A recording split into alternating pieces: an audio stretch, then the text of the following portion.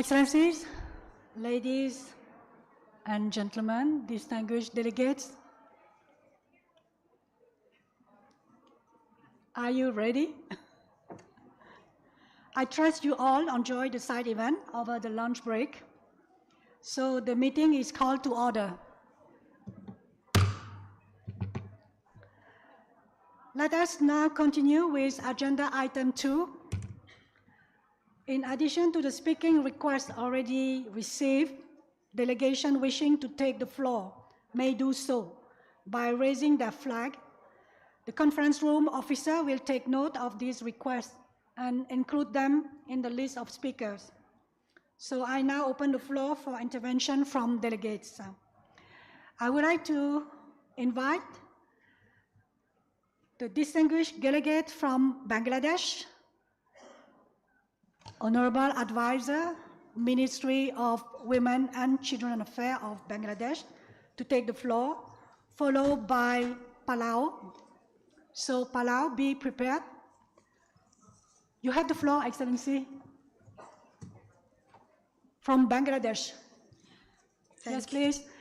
I just remind that please, if you can preserve the time that we provided to you, means 5 minutes, not over. Thank you. So please, Excellency, you have the floor. Thank you very much, Madam Chair, Excellencies, distinguished delegates. At the outset, I would like to express my sincere appreciation to the host government, Kingdom of Thailand and UNESCAP, and UN Women for organizing this significant conference and this meticulous arrangement. We also thank ESCAP Secretariat for their efforts in preparing the documentation for our discussions. Let me say that I come here as a delegate under very unusual and unique circumstances. You know that we've had a revolution, we call it the July Revolution. It was led by our young people. I not only represent an interim government, but I actually represent these valiant fighters who overthrew a despotic dictatorship and opened the doors for fresh winds to blow, which gave rise to free expression, free assembly, and it has opened the doors for us to revalue, review, and relook at our journey forward. Therefore, I see myself as their representative as well. Let me say that this revolution was led by our young women, girls from the university. It's important that we note that the first vanguards of the movement for freedom, the movement for social justice, the movement against discrimination was led by our women students, girls. And soon after, as with all revolutions, as all movements and all events throughout the world, we discover that soon after the women disappear, our heroes, our heroines are no longer in the forefront. From here, I would like to say that our girls, they disappear from the scene, and this history is again written around the men. But this time, we will be conscious not to let that happen. In terms of the Beijing declaration that we are working on for next year, I would like to ask certain basic questions. We have been struggling with global platforms, national agenda, strong commitments and convictions, and yet we have not reached where we have wanted to. Violence against women is amongst the highest globally on children, and a 2022 global study shows that these violences, more than 60%, are perpetrated by men. And where are the men in our movements? We need to involve them. We need to see radical changes in their perception. We need to see them with their children, with the children. We need to see them here. Today we have a few male representatives, but I think for future, We are the converted audience. We need to have our men present. They need to listen to us and hear us. Madam Chair, I would like to quickly say that the women's ministry in Bangladesh has developed itself as the core protector of the women and children's program in Bangladesh. Now, there are some major achievements that we've had, such as strengthening women's ability for productive new opportunities. We have gender-responsive budgeting. We have mother and child benefit programs. I will not go into those details. These are things that we are all working towards. We have started with UN support, the Time Use Survey, which offers valuable data on unpaid care work, an often overlooked barrier to spend on caregiving and domestic responsibilities. Desegregated data, gender desegregated data, is still lagging behind, and we need that for deep analysis and proper formulation of strategies. We have national helplines for violence against women. Climate change and gender action plan is well positioned. A local government initiative on climate change is also well positioned. And in spite of all these actions, we still ask ourselves the question, why is violence on girls and women so high? We talk about caregiving. Well, care economy. Well, I'd like to say that our interim government, led by Professor Dr. Muhammad Yunus, who's talked about social business, and I'd like to reiterate here that if anything is care economy, it is social business. Social business actually challenges the ultra-profiteering, Excellency, your time abusive, is over. Please, yes, could you wrap up your I will statement, just please? wrap up. Abusive system and establishing a caring economy. So we are working on that, we are focused on that, and our work is to, in the next 1 year, to contain violence against women and girls. And this will be the mandate of MOCA for the coming years.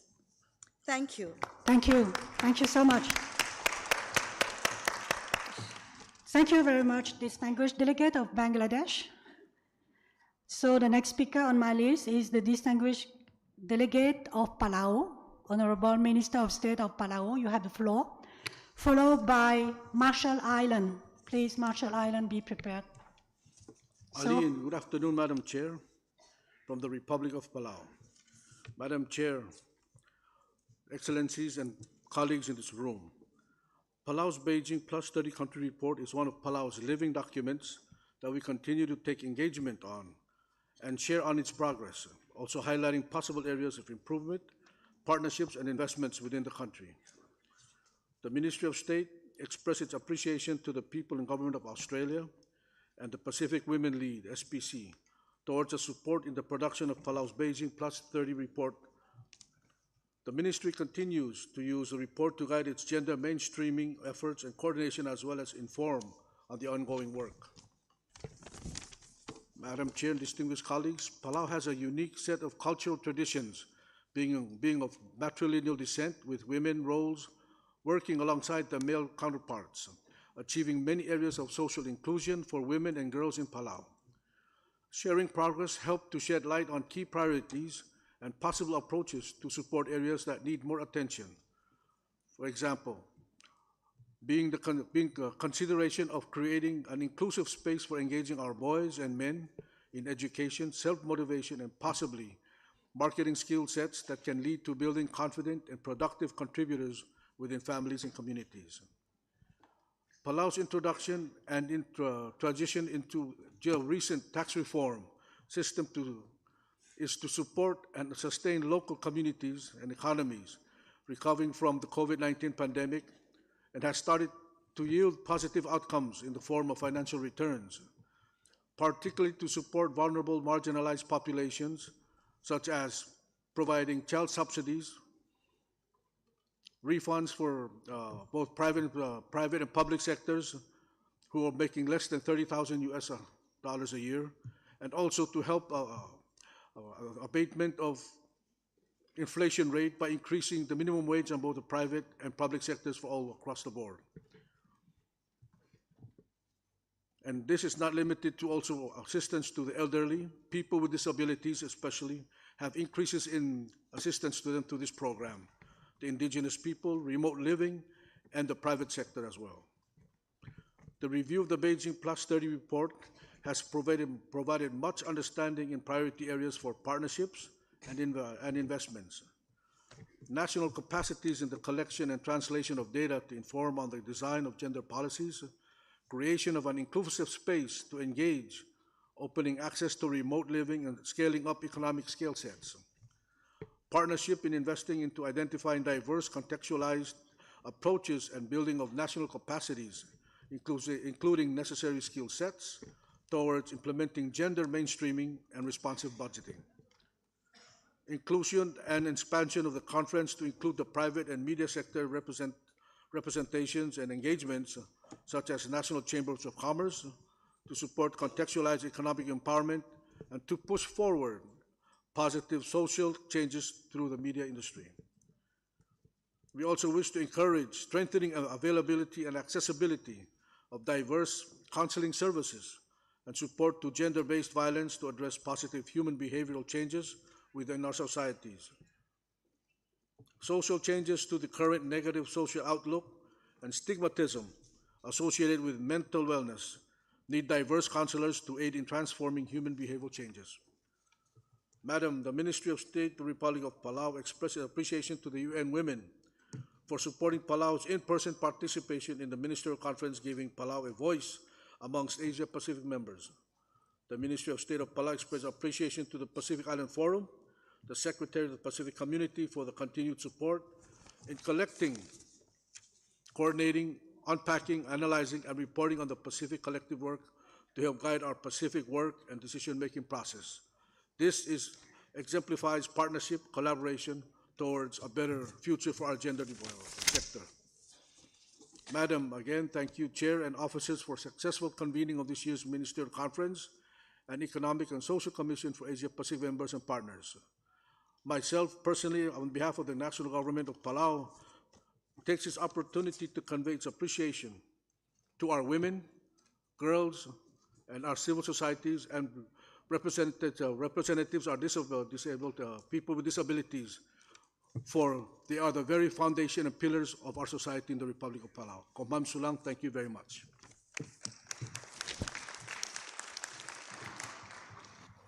Thank you very much, distinguished delegate of Palau. Now, the next speaker on my list is the distinguished delegate of Marshall Island, Honorable Secretary of State for, Honorable Minister of Culture and Internal Affairs, followed by Timor-Leste. So Timor-Leste, please be prepared. Thank you. So Marshall Island, you have the floor. Madam Chair, Excellencies, Honorable Ministers, colleagues, ladies and gentlemen, all protocols observed. It is with great honor and privilege to deliver the National Statement of the Republic of the Marshall Islands. On behalf of our President, Her Excellency, Dr. Hilda C. Heine, the Marshallese people, I extend warm greetings of Yahweh. As we approach 30 years of the Beijing Declaration and Platform for Action, it is imperative that we reaffirm our commitments, build upon our successes, and strengthen our work partnerships and collaborations for our women and girls, their families, their communities, and our nation as a whole. We must remain vigilant about the potential risks posed by issues that compound the impacts on the lives of women and girls. Madam Chair, I am happy to report that in 2024, the 15th Triennial Conference for Pacific Women and the 8th meeting for Pacific Ministers for Women were hosted and chaired by the government of the Republic of the Marshall Islands for the first time, with the support from the Pacific community. This event brought participants together to reflect on the region's continued commitment to advancing gender equality in the Pacific. Among the outcomes, the conference and ministerial recognized and reaffirmed the urgent need to understand and address, using intersectional tools, the multiple severe and converging crises impacting women in the Pacific region, including the climate crisis, gender-based violence, and the deterioration of physical and psychosocial health for women and girls, as well as the national, regional, and the international commitments to advance gender equality by Pacific Island countries and territories. Under the leadership of our president, the RMI developed Agenda 2030, a pathway for prosperous and resilient future in collaborations with many ministries and agencies to highlight major reforms, modernization initiatives, and transformative projects to achieve by the year 2030. It aligns with our national strategic plan, as well as other regional and global initiatives, including the UN Sustainable Development Goals, the Paris Agreement, the UN Program for Action for Small Island Developing States, and the Pacific Islands Forum 2050 Strategy for Blue Pacific Continent. This provides an opportunity to address challenges faced by women and girls in the RMI, most notably the implementation of our Gender Equality Act. Given the vulnerability of the Republic of the Marshall Islands to impacts of climate change, the Tele Teleo, Lighting the Way 2050 Climate Strategy establishes the nation's vision to achieve net zero emissions and 100% renewable energy by 2050. Several plans have been established to help achieve this, with gender equality as the key priority area. The NDC Partnership Plan supports the implementation of climate targets by facilitating key actions in mitigation and adaptation. It outlines our 4 additional outcome areas focusing on cross-cutting issues, including climate finance, capacity building, gender, human rights, global advocacy, education, health, and the engagement of youth and populations living in outer and neighboring islands. The National Adaptation Plan serves as the country's comprehensive planning framework and will be integrated within the NSP as a primary strategy for climate change and adaptation and resilience.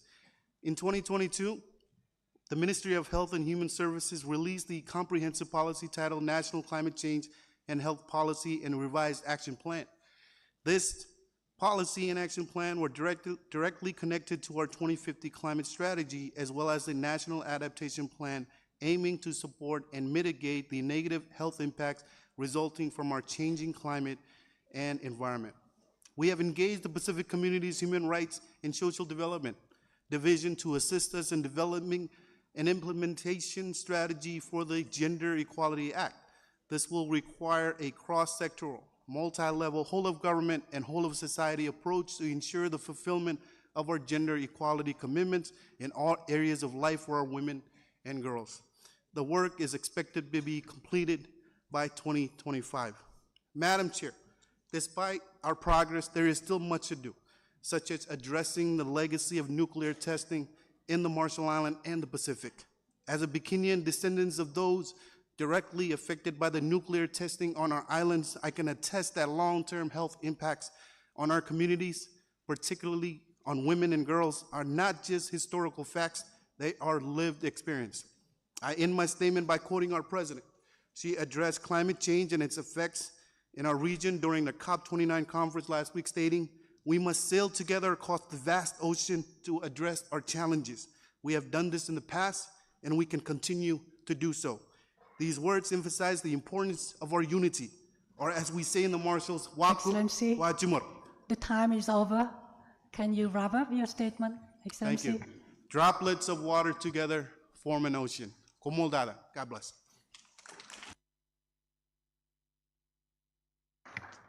Thank you very much, distinguished delegate of Marshall Islands. I'm so sorry. I have to keep the time management. The next speaker on my list is the distinguished delegate of Timor-Leste, Honorable Secretary of State for Equality, followed by Cambodia. So Cambodia, be prepared.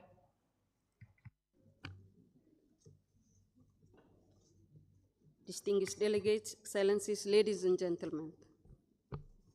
It is an honor to speak before the high-level forum of Asia-Pacific Ministerial Conference on Beijing+13 review. Today, I'm here with the Timor-Leste delegation consisting of Secretary of State for Equality and Vice Minister of Social Solidarity and Inclusion, Mircea British, who also participated in the adoption of Beijing Declaration and Platform of Action 30 years ago.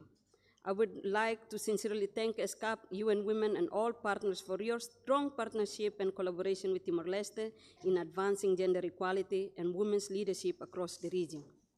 Distinguished delegates, excellencies, ladies and gentlemen, Timor-Leste has made invaluable progress since the last reporting period and continues to make concerted effort to achieve gender equality and inclusive and sustainable development.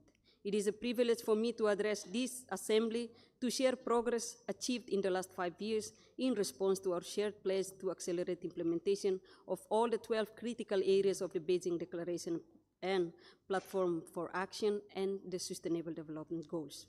We all realize that women's economic empowerment is the key condition to reduce poverty and its gender disparities.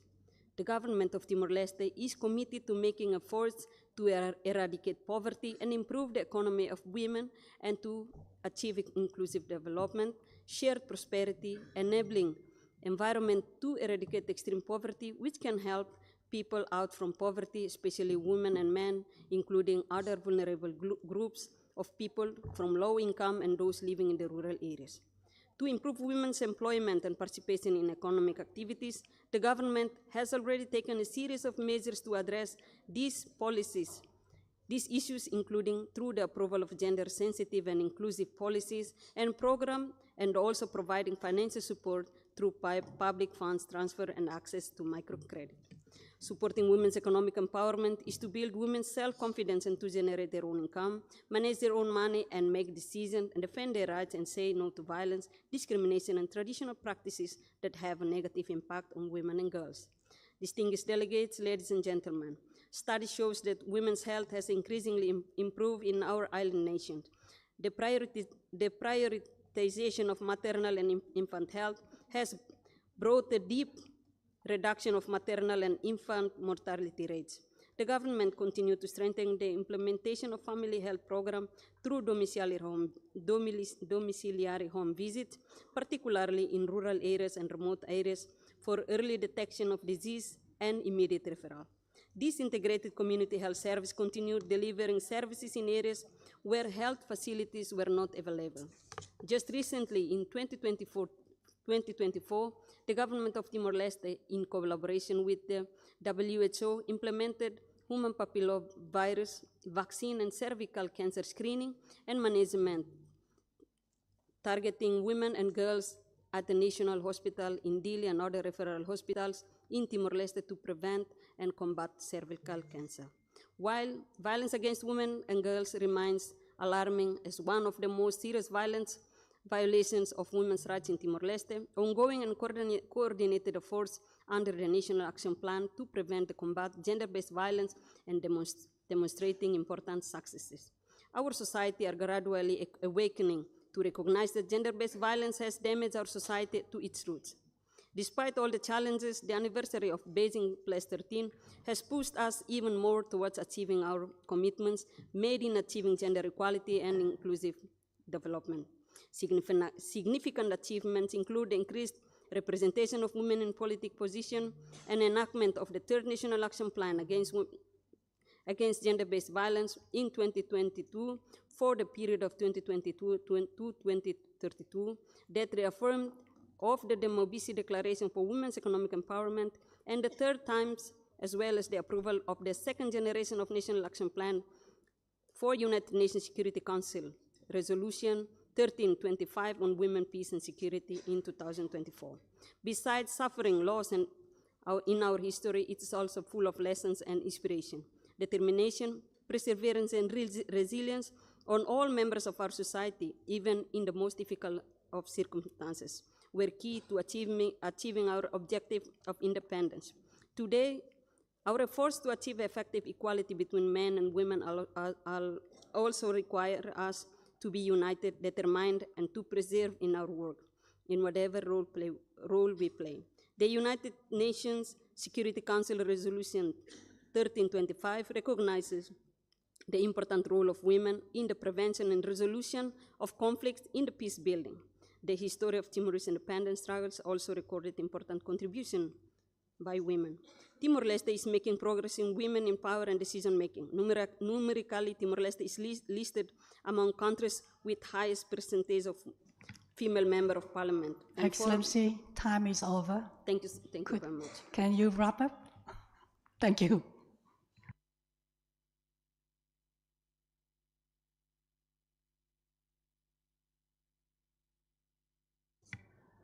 The longer version can be posted on the website, Excellency.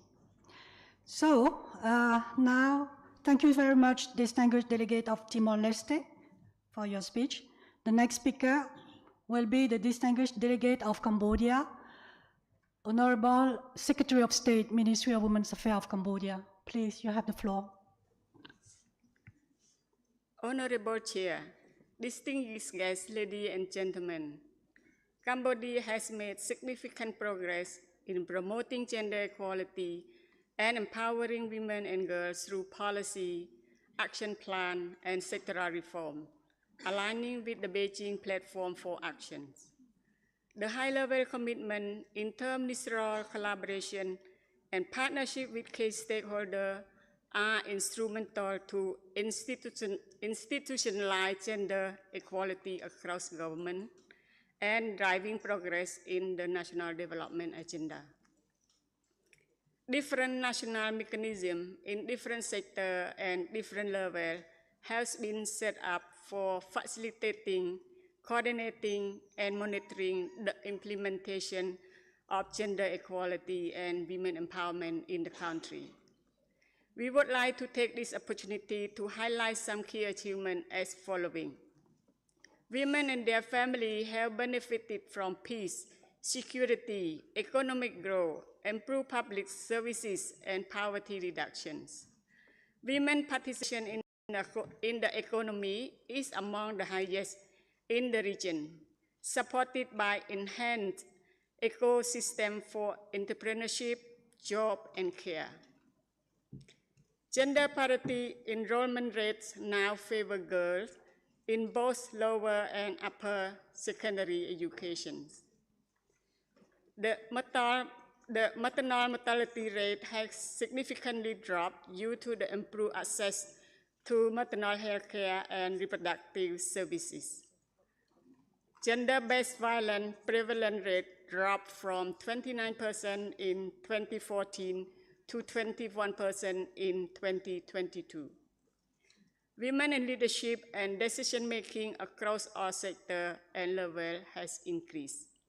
Female civil servants now representing 42% of the public administration and holding 27% of decision-making positions. However, challenges remain, including persistent economic, social, political, and structural barriers, such as deeply rooted social norms, limit gender statistic data, gap in affirmative actions, resource constraints, and among others. The government of Cambodia's new Pentagonal strategy, Phase 1, emphasizes its commitment to gender equality and women empowerment by increasing gender equality investment and strengthening citizenship in a civilized, ethical, and inclusive society, in which women are at its core.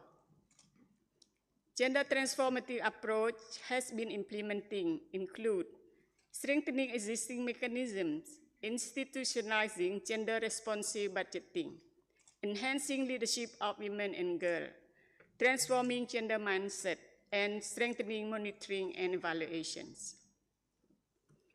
Cambodia is committed to eliminating all forms of gender-based violence and empowering women through concrete objectives and action, including promoting women's value and prevent gender-based violence, implementing the National Action Plan on Women, Peace, and Security Agenda, enhancing gender-responsive social protections, decent work, employment, inclusive workplace, and progressing toward universal health coverage, and empowering women in the digital economy, entrepreneurship, skill development, care economy, green growth, climate change, and inclusive governance and leadership.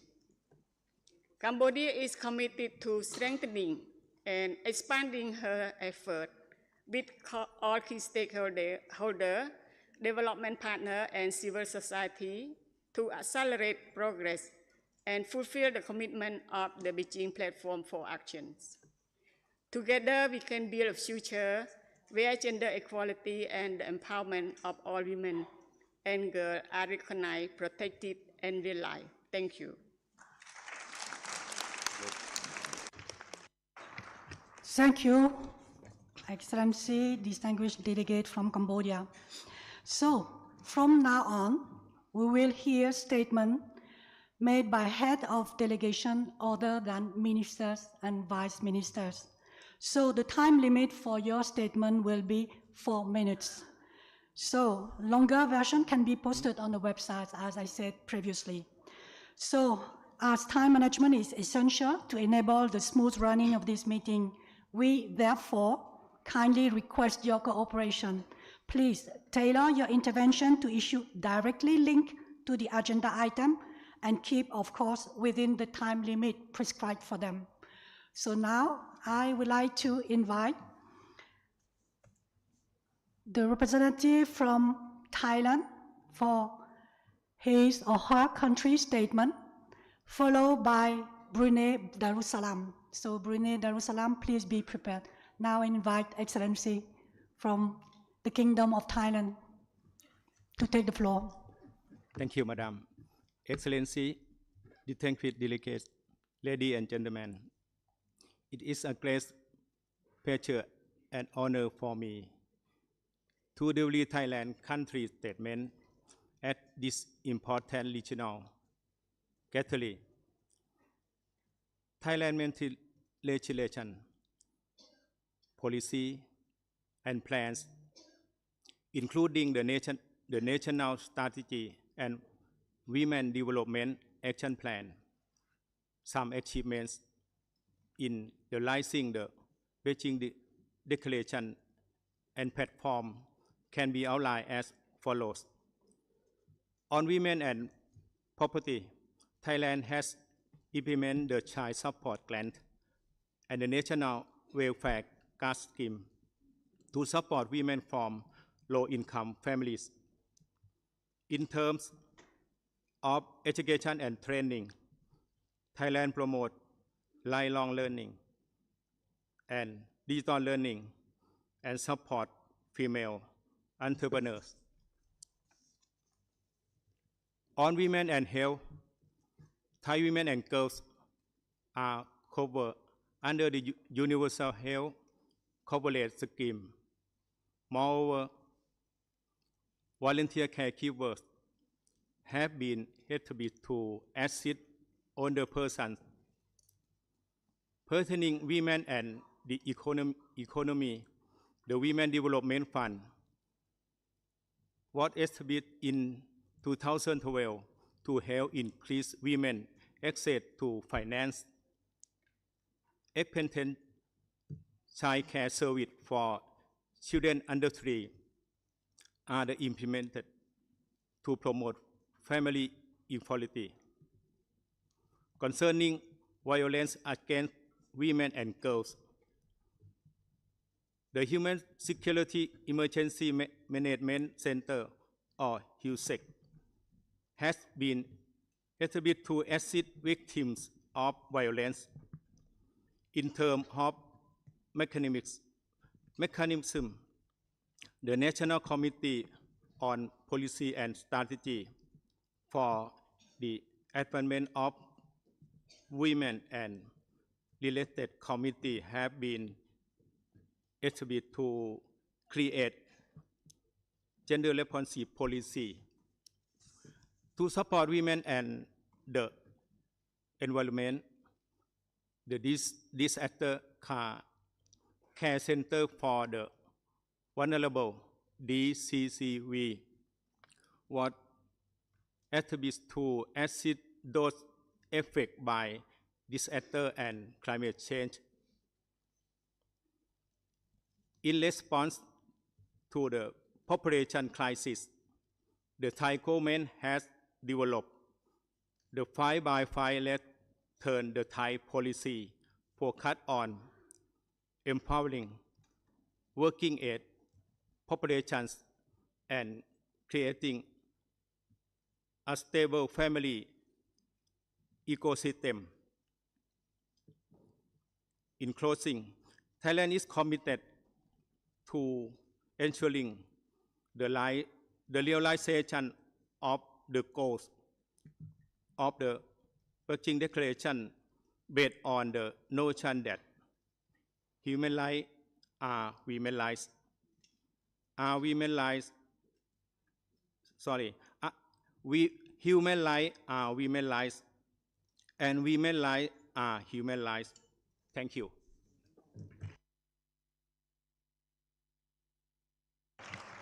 Thank you. Thank you very much, distinguished delegate of the Kingdom of Thailand, Honorable Permanent Secretary of the Ministry of Social Development and Human Security. Thank you. The next speaker on my list is the distinguished delegate of Brunei Darussalam, Honorable Permanent Secretary, followed by Malaysia. So Malaysia, be prepared. So, Excellency, you have the floor from Brunei Darussalam. Bismillahirrahmanirrahim. Distinguished Chair, Excellencies, Honorable Ministers, and fellow delegates. Assalamu alaikum wa rahmatullahi wa barakatuh. It is an honor for Brunei Darussalam to participate in the significant review of the Beijing Declaration and Platform for Action as we commemorate its 30th anniversary. Allow me to share some of our key achievements and ongoing efforts in fostering gender equality. First, empowering women is at the heart of Brunei's national development strategy, with women comprising nearly half or 47.2% of our population. Our commitment to gender equality is embedded in the Brunei Vision 2035 for a dynamic and sustainable economy supported by a highly educated, inclusive workforce for a high quality of life. In December last year, we completed the National Research on Women's Development in 2023, led by the Ministry of Culture, Youth and Sports. This comprehensive year-long study engaged over 1,400 women, including at-risk women and men, exploring issues such as work-family balance, gender roles, and cultural perceptions. The study confirmed that the development of women in the country is progressing very well, evident from the high numbers of female enrollment in education and participation in the labor force.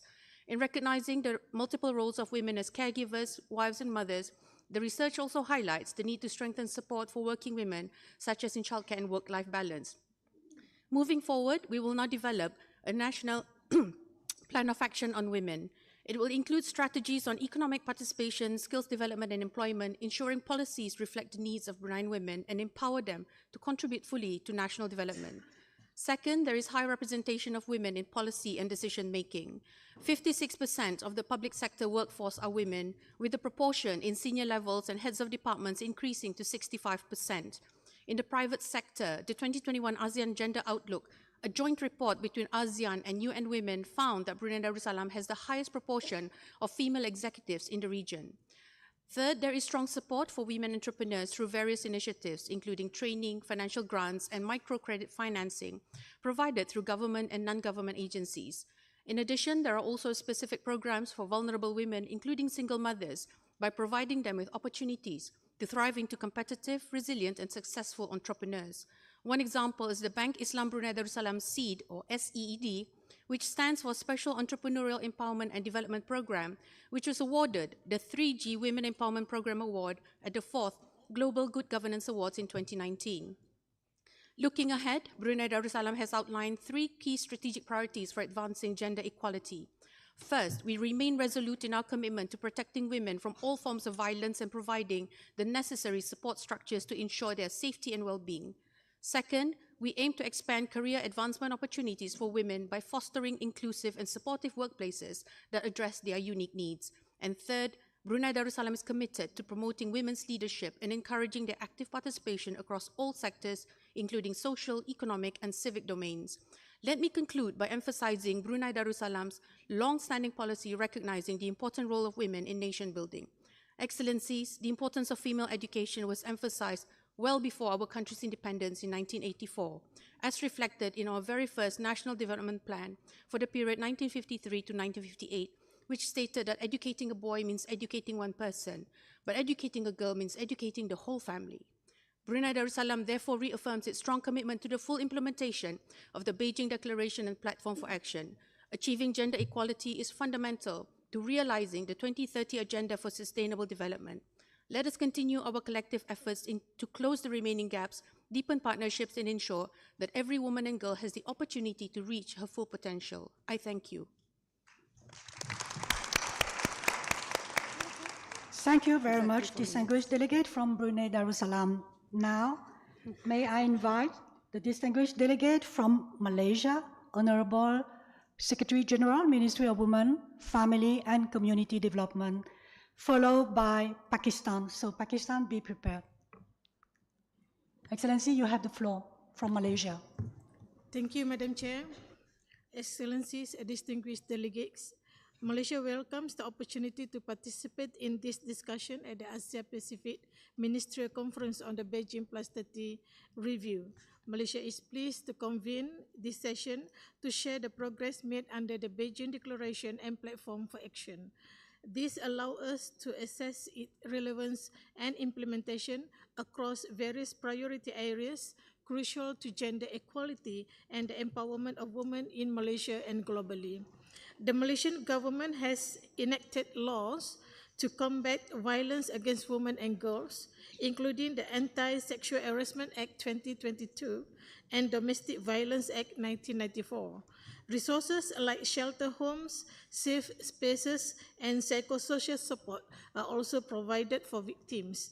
In 2023, Malaysia took a landmark step and criminalized stalking. This new section allows protection orders to be made and empowers law enforcement agencies to investigate, prosecute, and impose significant penalties. Women in Malaysia have made significant strides in leadership across traditionally male-dominated sectors, reflecting progress toward gender equality. Many decision-making roles in public agencies are now held by women, with strong representation in the Malaysian Foreign Service and notably international co-appointments, including the roles of Executive Director of UN Habitat and co-chair of an IPCC working group. In the corporate sphere, women now hold 32.2% of board seats in the top 100 public listed companies, surpassing Malaysia's 2025 target. The country remains committed to creating an environment that supports women in leadership at all levels. Under the Madani Economic Framework, Malaysia aims to increase women's participation in the workforce and enhance social protection. The Housewife Social Security Act 2022 provides healthcare and financial support to many contributors.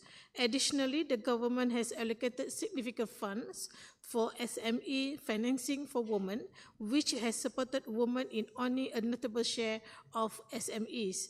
These initiatives reflect Malaysia's commitment to promoting gender equality and creating inclusive opportunities for women across various sectors. Malaysia has made notable progress in women's economic empowerment, preventing gender-based violence, and increasing women's political participation. However, advancing gender equality requires continued efforts and stronger gender-responsive policies and resources. Malaysia remains committed to the Beijing Declaration and the 2030 Agenda for Sustainable Development. Efforts to enhance legal frameworks, support services, and economic opportunities for women reflect this dedication.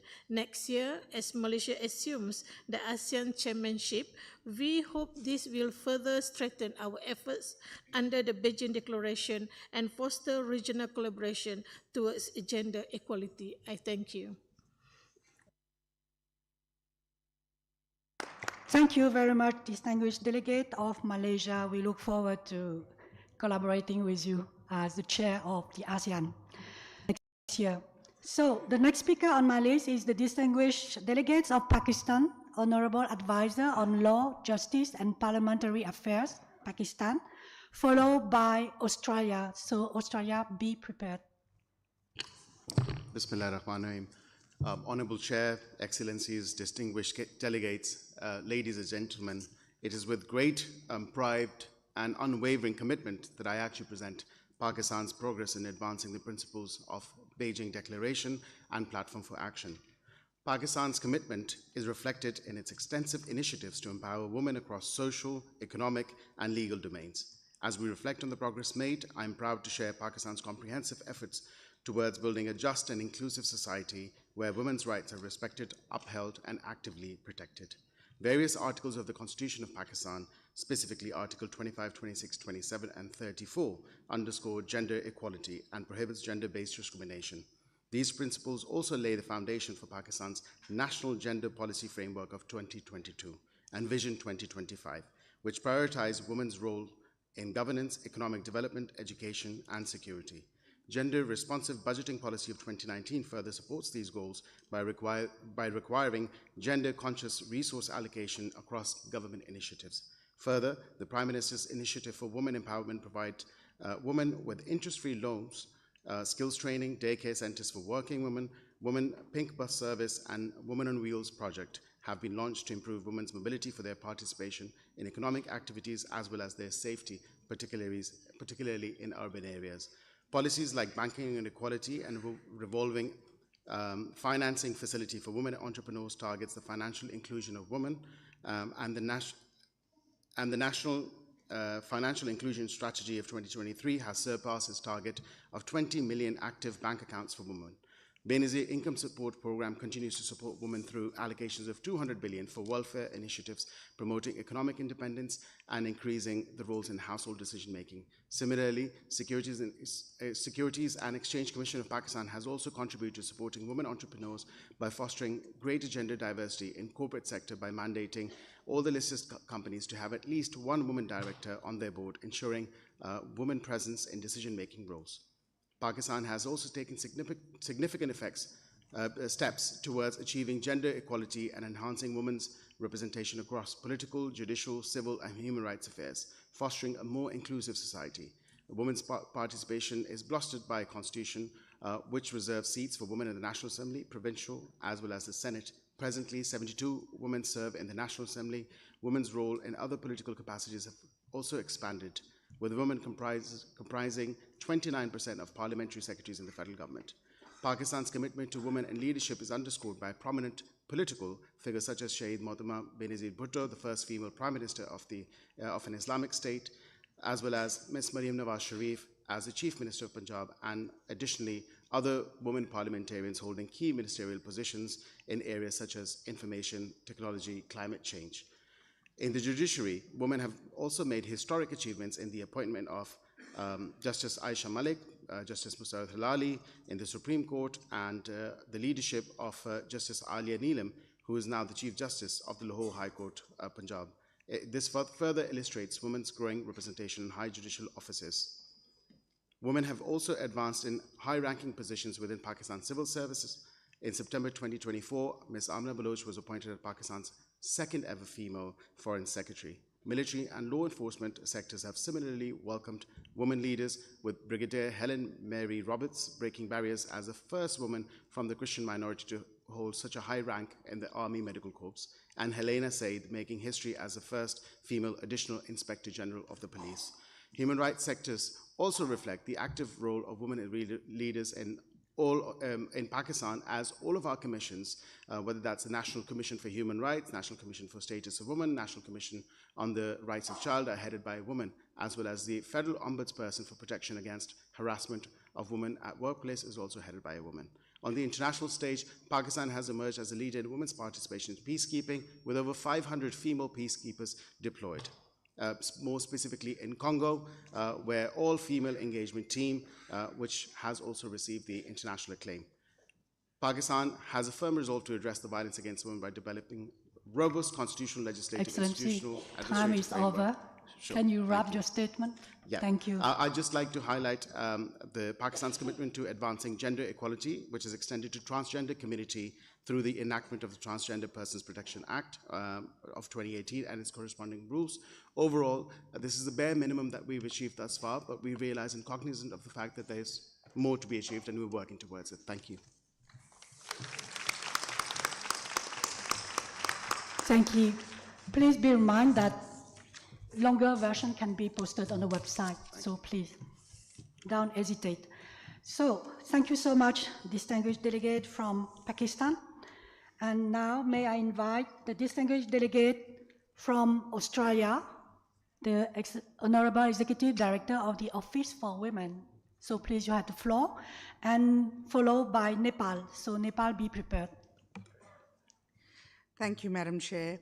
As Executive Director of Australia's Office for Women, I'm honoured to be here representing Australia and the Minister for Women. Australia values our long-standing ties with nations across Asia and the Pacific, and are proud that Asia-Pacific cultures are so embedded in the fabric of our nation through our relationships and the migrant women who now call Australia home. The Beijing Declaration and Platform for Action was a commitment from all of us to strive to achieve gender equality in all dimensions of life. We've come far in the fight for women's human rights and gender equality. Yet, 30 years on, no country, including Australia, has fully realised the Beijing Agenda. Beijing+30 gives us the opportunity to hold ourselves accountable and strengthen regional cooperation to achieve a more safe, inclusive and equitable future for all women and girls, for which all of society benefits. This year, the Australian government launched Working for Women, our first national strategy for gender equality. It outlines the government's vision of an Australia where people are safe, treated with respect, have choice and access to resources, and can achieve equal outcomes no matter their gender. Australia's National Review for Beijing+30 reflects significant legislative policy and structural reforms implemented since Beijing+25. For the first time in Australia's history, our federal parliament is gender balanced. Our Minister for Women is also the Minister for Finance, a decision that ensures gender is embedded in all government budget decisions. We've made early childhood education and care cheaper and made our government paid parental leave scheme longer, more flexible and more gender equal.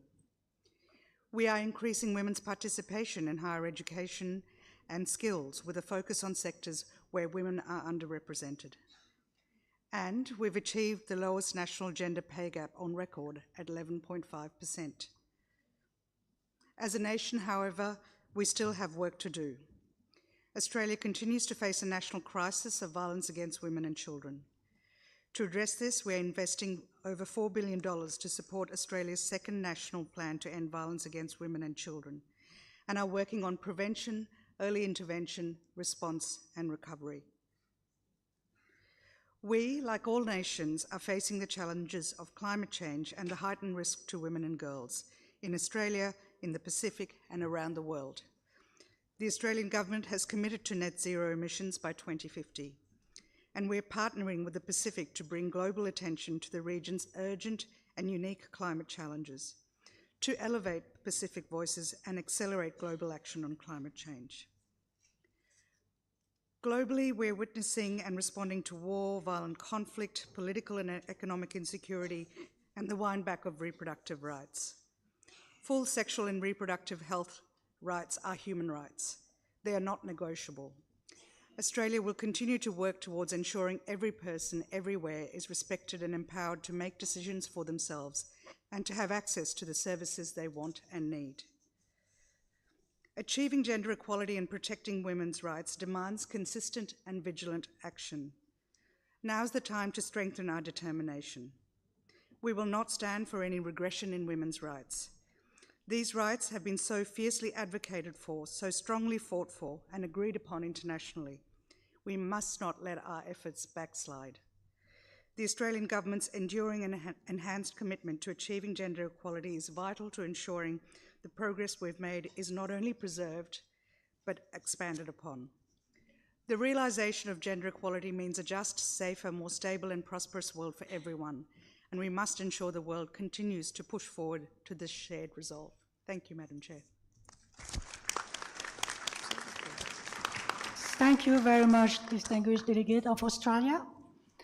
And now may I invite the distinguished delegate from Nepal, Honorable Joint Secretary, Ministry of Women, Children and Senior Citizens from Nepal, to take the floor followed by India. So India, be prepared. Honorable Chair, Excellencies, distinguished delegates, I express my gratitude for the opportunity to address the Asia-Pacific Ministerial Conference on the Beijing+30 review. Nepal reaffirms its commitment to advancing gender equality and empowering women and girls as per the Beijing Platform for Action.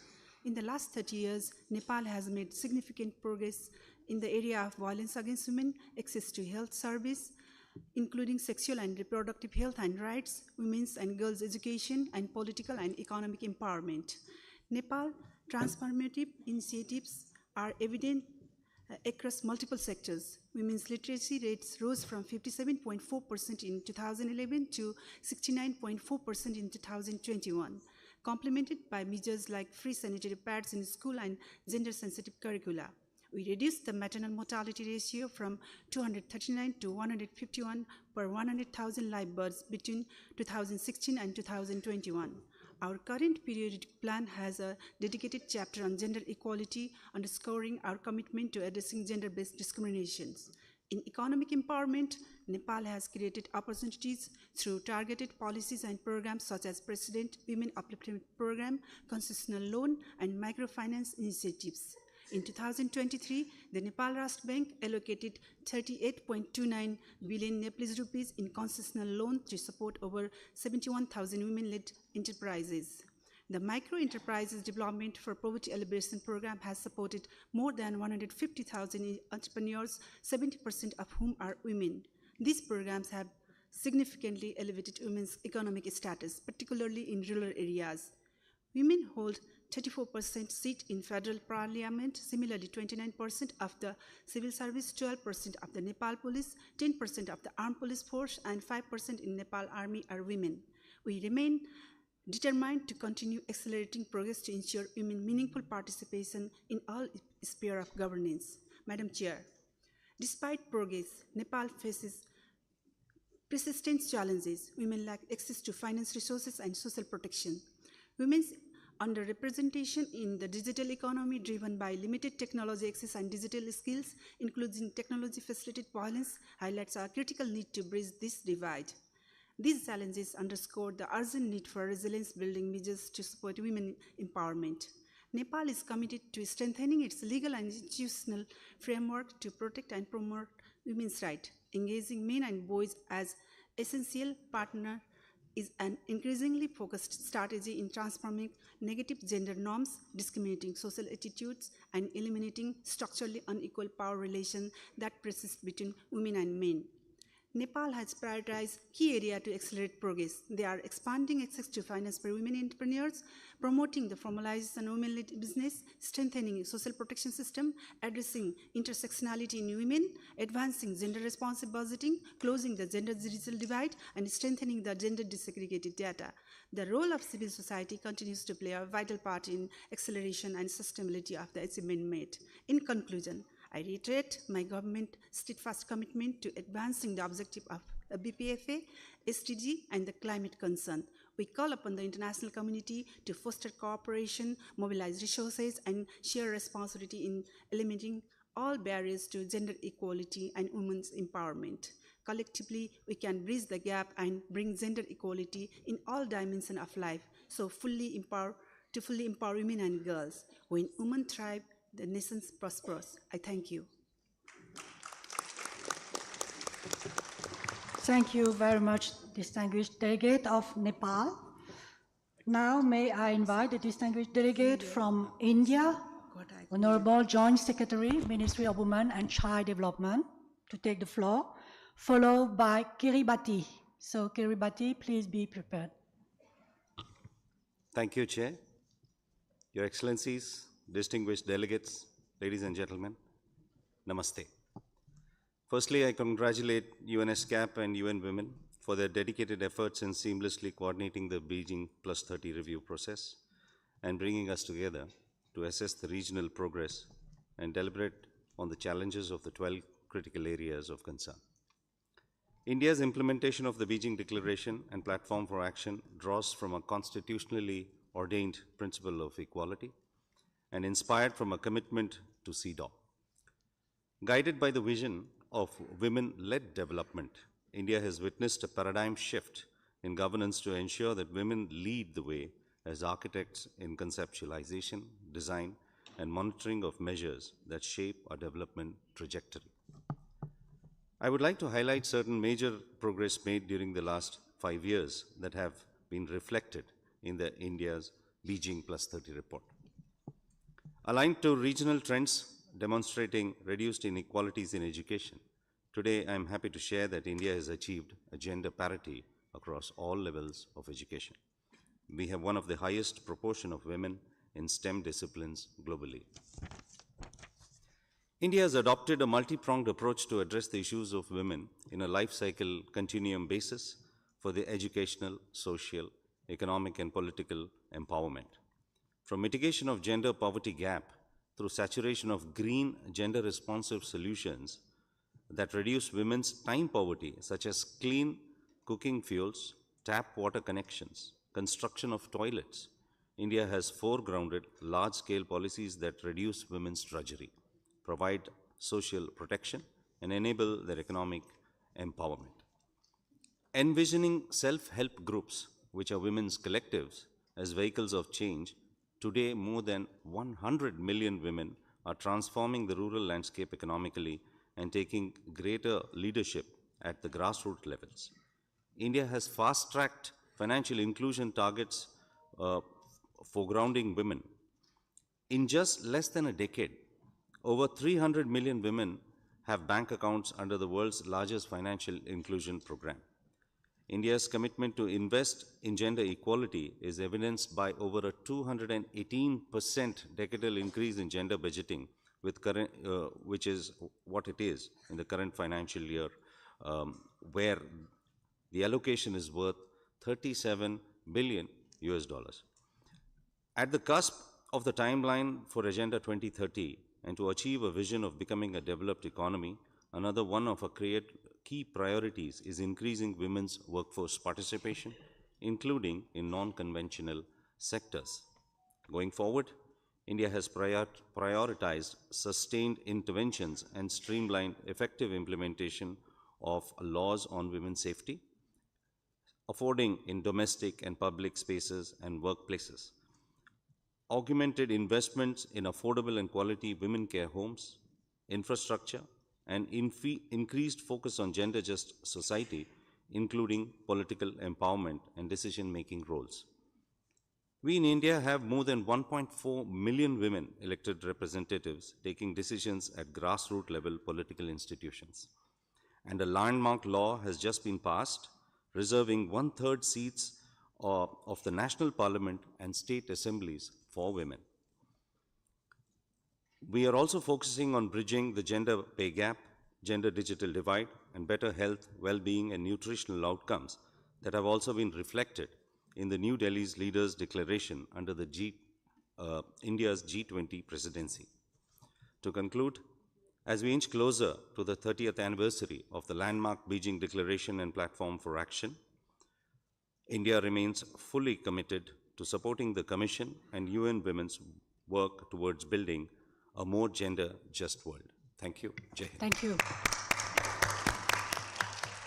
Thank you very much, distinguished delegate of India, for your speech. Now may I invite the distinguished delegate from Kiribati, Deputy Secretary from Kiribati. So please, you have the floor, followed by Republic of Korea. So please, Korea, be prepared. Madam Chair, Excellencies, distinguished delegates, ladies and gentlemen, on behalf of the government and people of the Republic of Kiribati, I extend warm greetings to you all, Kamnapeneni Maori. It is a great honor and pleasure to be here today to share Kiribati's journey towards gender equality for women and girls. It is a privilege to outline Kiribati's progress in implementing the Beijing Declaration and Platform for Action over the past 5 years. Through a comprehensive national review, Kiribati has focused on enhancing societal development by refining measures in social protection, access to justice, education, empowerment, and gender-inclusive policy reforms. These efforts demonstrate our commitment to advancing gender equality and inclusiveness, particularly in climate resilience, fisheries, and social protection sectors. In line with our commitments under the Sustainable Development Goals, the government of Kiribati has prioritized the economic and social well-being of its citizens by expanding social support mechanisms. Kiribati's life cycle-based, universal and inclusive social protection programming has been designed to respond to life cycle risks and includes three benefits, namely the support fund for the unemployed, the senior citizens allowance, and disability support allowance. In education, we have improved infrastructure and integrated social citizenship and family life education into our curriculum. We continue to empower women and strengthen systems to prevent and respond to gender-based violence, recognizing the urgent need to address persistent gender disparities, especially in reproductive health, STEM representation, and political leadership. As climate change impacts become increasingly severe, Kiribati has integrated gender considerations into disaster management strategies, such as the revised Kiribati Joint Implementation Plan for Climate Change and Disaster Risk Management, and the Gender Responsive South Tarawa Drought Management Plan. Our Women's Resilience to Disaster program equips women and girls to withstand climate impacts and strengthens community resilience. To combat GBV, the government has reinforced prevention and response mechanisms through programs like the Strengthening Peaceful Villages and the Kiribati Male Behavioral Change Initiative. Through these, we have observed a positive shift towards proactive community support in addressing GBV. The SafeNet initiative, through training and partnerships with key stakeholders, has also improved our response to survivors and elevated service delivery standards. While our efforts have yielded promising results, challenges remain. Gender disparities persist, particularly in women's economic empowerment and gender-based violence. Mainstreaming gender into policies has progressed slowly, and harmful cultural norms continue to hinder full gender equality. Furthermore, climate change exacerbates these challenges affecting women's economic opportunities, health, and education. Kiribati remains committed to fostering an inclusive society. By integrating family life education and social citizenship education in schools, promoting economic empowerment programs for women, and engaging NGOs in disability and gender rights, we build a stronger foundation for sustainable gender equality.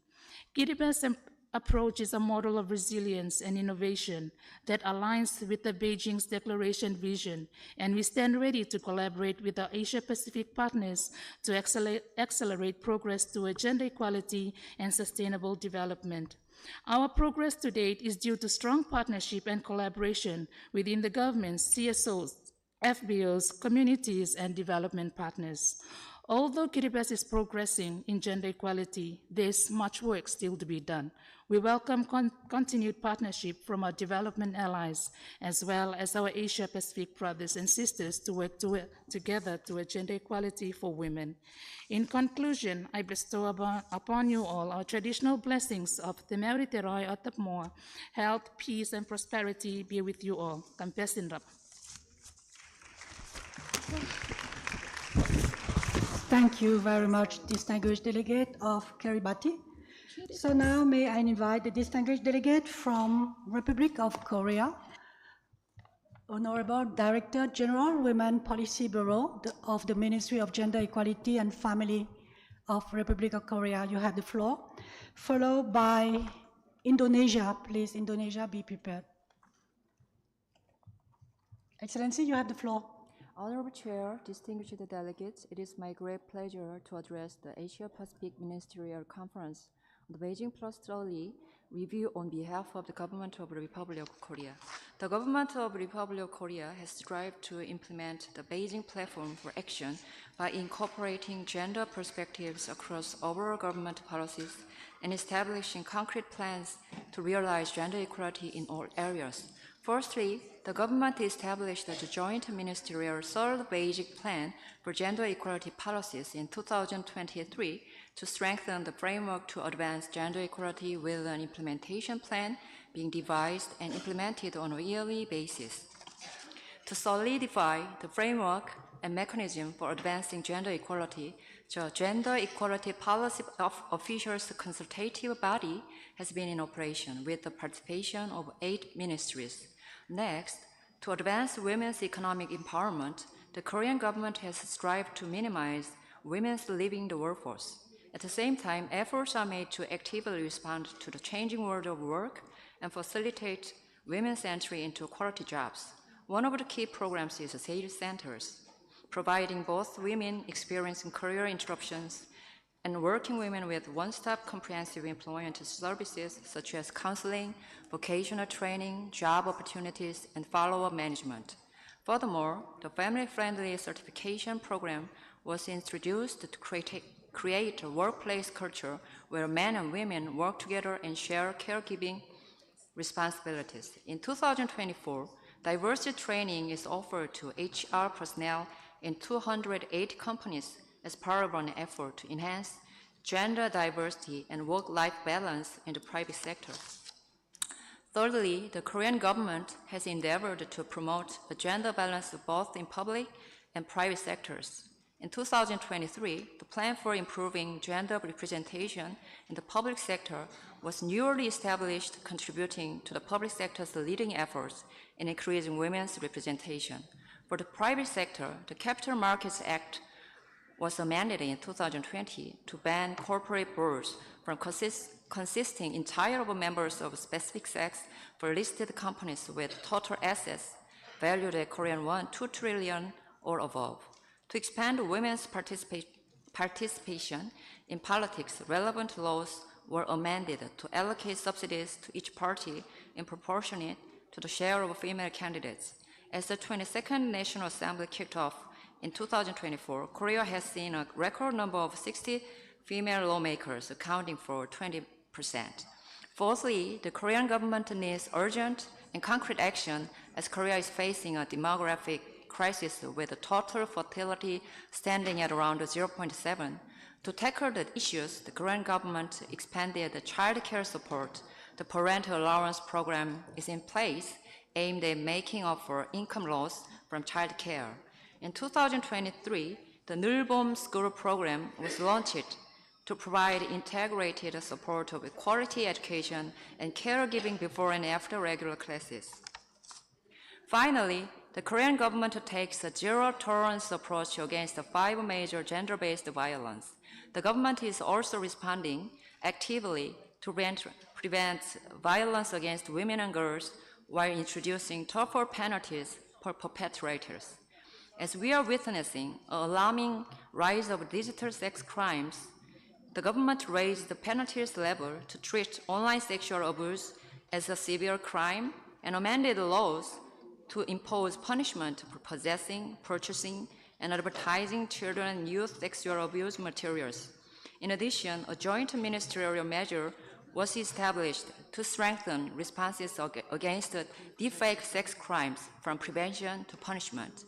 In 2018, the Advocacy Center for Online Sexual Abuse Victims was opened to protect victims. The Advocacy Center provides comprehensive services such as rapid deletion of illegal videos. Your time is over. Please, could you wrap your counseling and statement? legal and medical assistance to help their return to daily life. Thank you.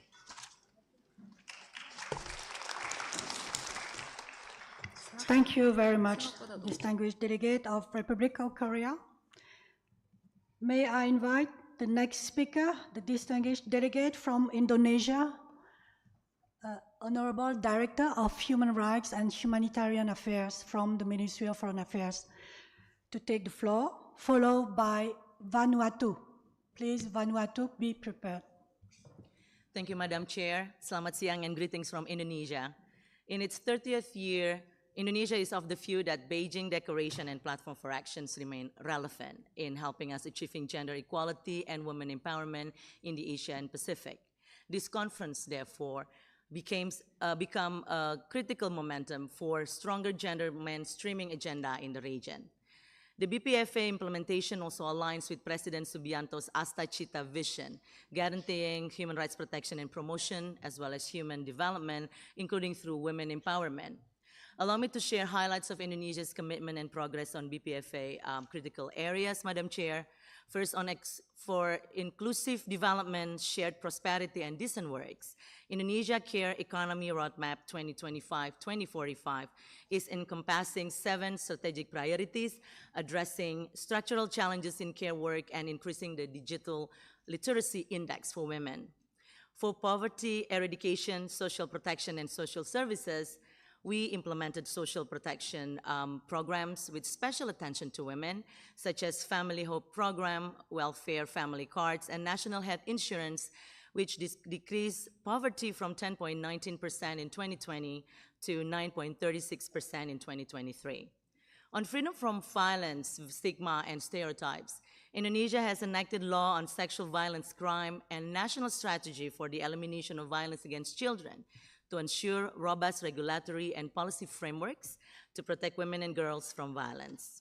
Moreover, on participation, accountability, and gender-responsive institutions, the 17 national development directives have targeted consistent increase in women representation in the parliament and integration of gender equality.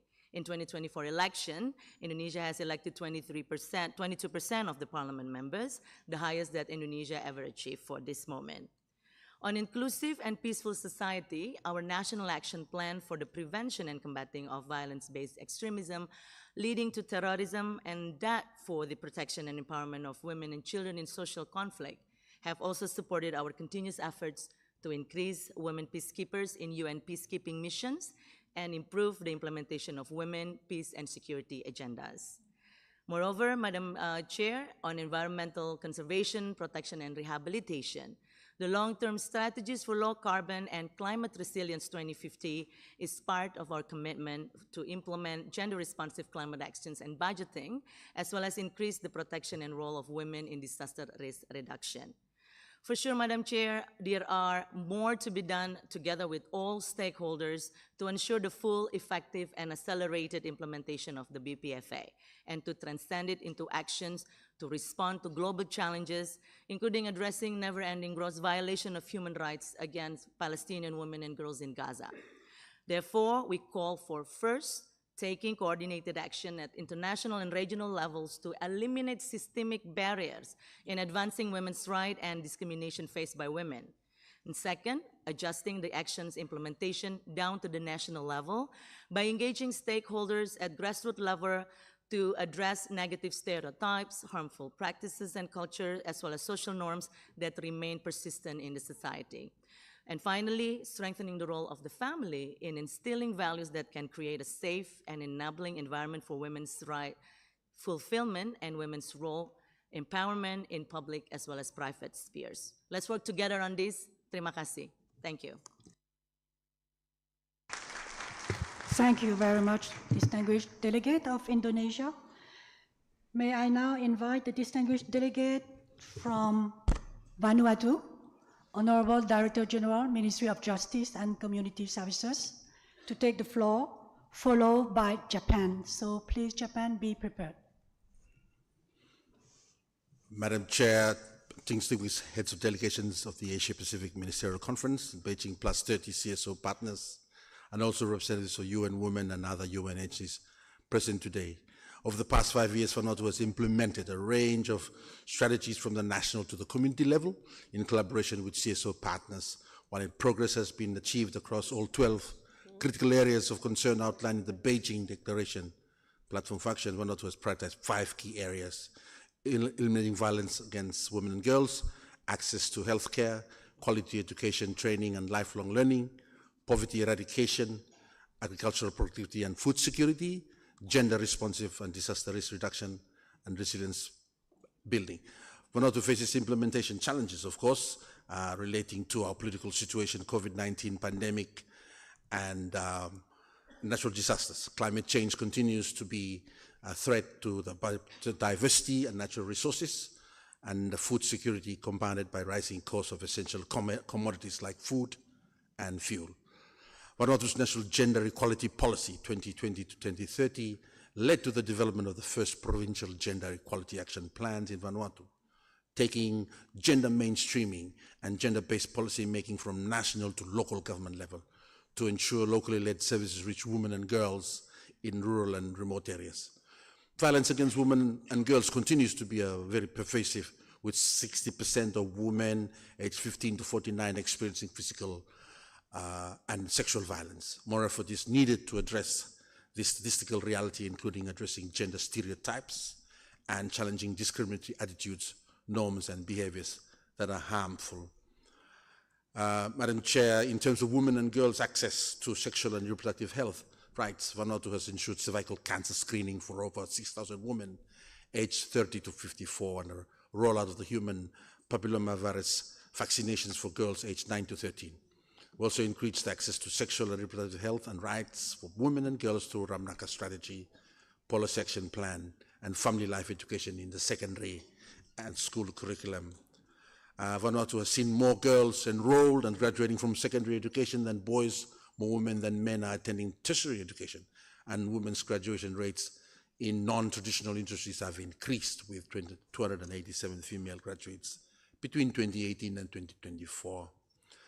Positive developments have also been done for inclusive policies and programs, the collection of disability disaggregated data, and the development of the Vanuatu database for people with disability, which is the first national registry that records names, location, sex, and age of persons with disability, so that services could be reached in times when we need to accelerate progress towards implementing the Beijing Declaration and the 2030 Agenda. Vanuatu recognizes the need for a whole-of-government approach across ministries and sectors, and with gender-responsive budgeting and increased representation of women in leadership, stronger political will, evidence-based decision-making, and strengthened government, civil society.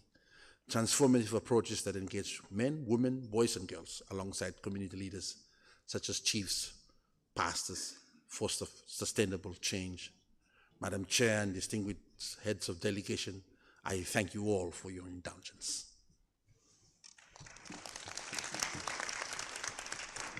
Thank you very much, distinguished delegate of Vanuatu, for your speech. May I invite now the distinguished delegate from Japan, Honorable Deputy Director General, Gender Equality Bureau, Cabinet Office, to take the floor, followed by Russian Federation. So please, the Russian Federation, be prepared for. So please, you have the floor, Japan. Honorable Chair, as we approach the milestone year of 2025, marking both anniversary of the Beijing Declaration and the 2030 Agenda for Sustainable Development, I believe it is highly meaningful to share the experience of Asia-Pacific countries at this meeting. Honorable Chair, Japan reaffirmed its commitment to advancing a gender-equal society and empowering women as foundational steps toward creating an inclusive society where everyone can find purpose in their lives and where individuality and diversity are respected. As part of our effort over the past 5 years, we established a fifth basic plan for gender equality in December 2020, a 5-year plan including outcome targets designed with a 10-year vision. To accelerate the implementation of this basic plan, we have been formulating a policy package of priority measures every June. Here are some representative initiatives. In 2022, we required employers to disclose their gender wage gap. This initiative aimed to promote the creation of an environment encouraging women's empowerment by enhancing transparency. In 2023, we set numerous targets for the proportion of female executives and have been advancing effort to develop and appoint women leaders to meet these targets. Additionally, we are intensifying initiatives to promote women's empowerment within STEM fields and regional areas. In the field of gender-based violence, we have implemented several legal reforms over the past 5 years. The progress of these initiatives has advanced the movement towards gender equality throughout the society. For example, the rate of women continuing employment around the time of their first child has risen from 53.1% in 2015 to 69.5% in 2021. Additionally, the percentage of men taking childcare leave has significantly increased from 1.9% in 2012 to 30.1% in 2023, indicating a significant shift in workplace dynamics and male attitude. Nevertheless, challenges remain, such as underrepresentation of women in decision-making positions, and we must maintain our effort to address such issues. Honorable Chair, the Japanese government will begin deliberations on the 6th Basic Plan. On formulating this plan, we aim to incorporate the insight of various stakeholders, including experts and citizens. We will continue to strengthen our effort towards the realization of a gender equal society. Thank you for your attention. Thank you, Excellency. Thank you very much, distinguished delegate from Japan, for your speech. Now may I invite the next distinguished delegate from Russian Federation to take the floor, followed by Singapore. Please, Singapore, be prepared. Спасибо, госпожа председатель. Уважаемые коллеги, дамы и господа, несмотря на значительный прогресс, достигнутый в Азиатско-Тихоокеанском регионе за 30 лет с момента принятия Пекинской декларации и платформы действий, во многих странах сохраняется широкий спектр проблем социального, экономического и иного характера, препятствующий достижению полного равенства. Политика в области достижения гендерного равенства должна носить комплексный характер. В то же время хотим подчеркнуть, что, по нашему мнению, при формировании национальной политики гендерные аспекты должны учитываться в сбалансированной манере, именно в тех областях, где это оправдано.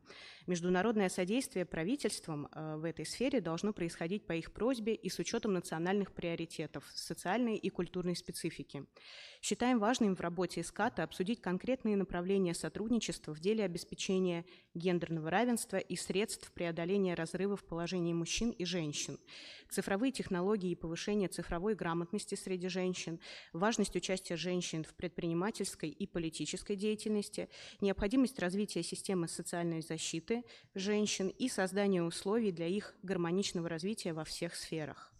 Хотела бы отметить, что главный международный институт Организации Объединенных Наций остается для нас опорой, которая так необходима для улучшения ситуации, в том числе в области гендерного равенства.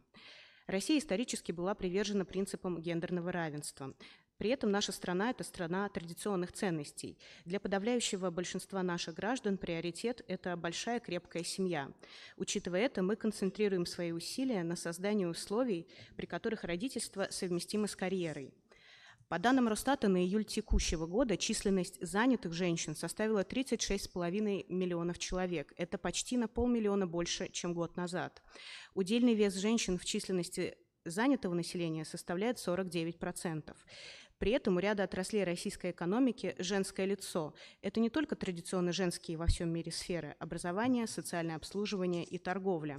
Порядка 70% государственных служащих в нашей стране – это женщины. На муниципальном уровне этот показатель еще выше – 78%. Женщины занимают более 40% должностей в центральных аппаратах ведомств, отнесенных к категории руководителя. Одновременно за последние 10 лет число многодетных семей в России увеличилось в 2 раза. Эти две цифры говорят о том, что Россия довольно успешно идет по пути увеличения женского участия в экономике, создавая условия для совмещения карьеры и родительства. Остановлюсь на наиболее эффективных решениях для реализации этой цели. Первое – трудовые гарантии. Так, с будущей мамой и женщиной, которая ухаживает за ребенком до 3 лет, невозможно расторгнуть трудовой контракт. Работодатель не может отказать в приеме на работу беременной женщине. Соискательницы с детьми до полутора лет принимаются на работу без испытательного срока.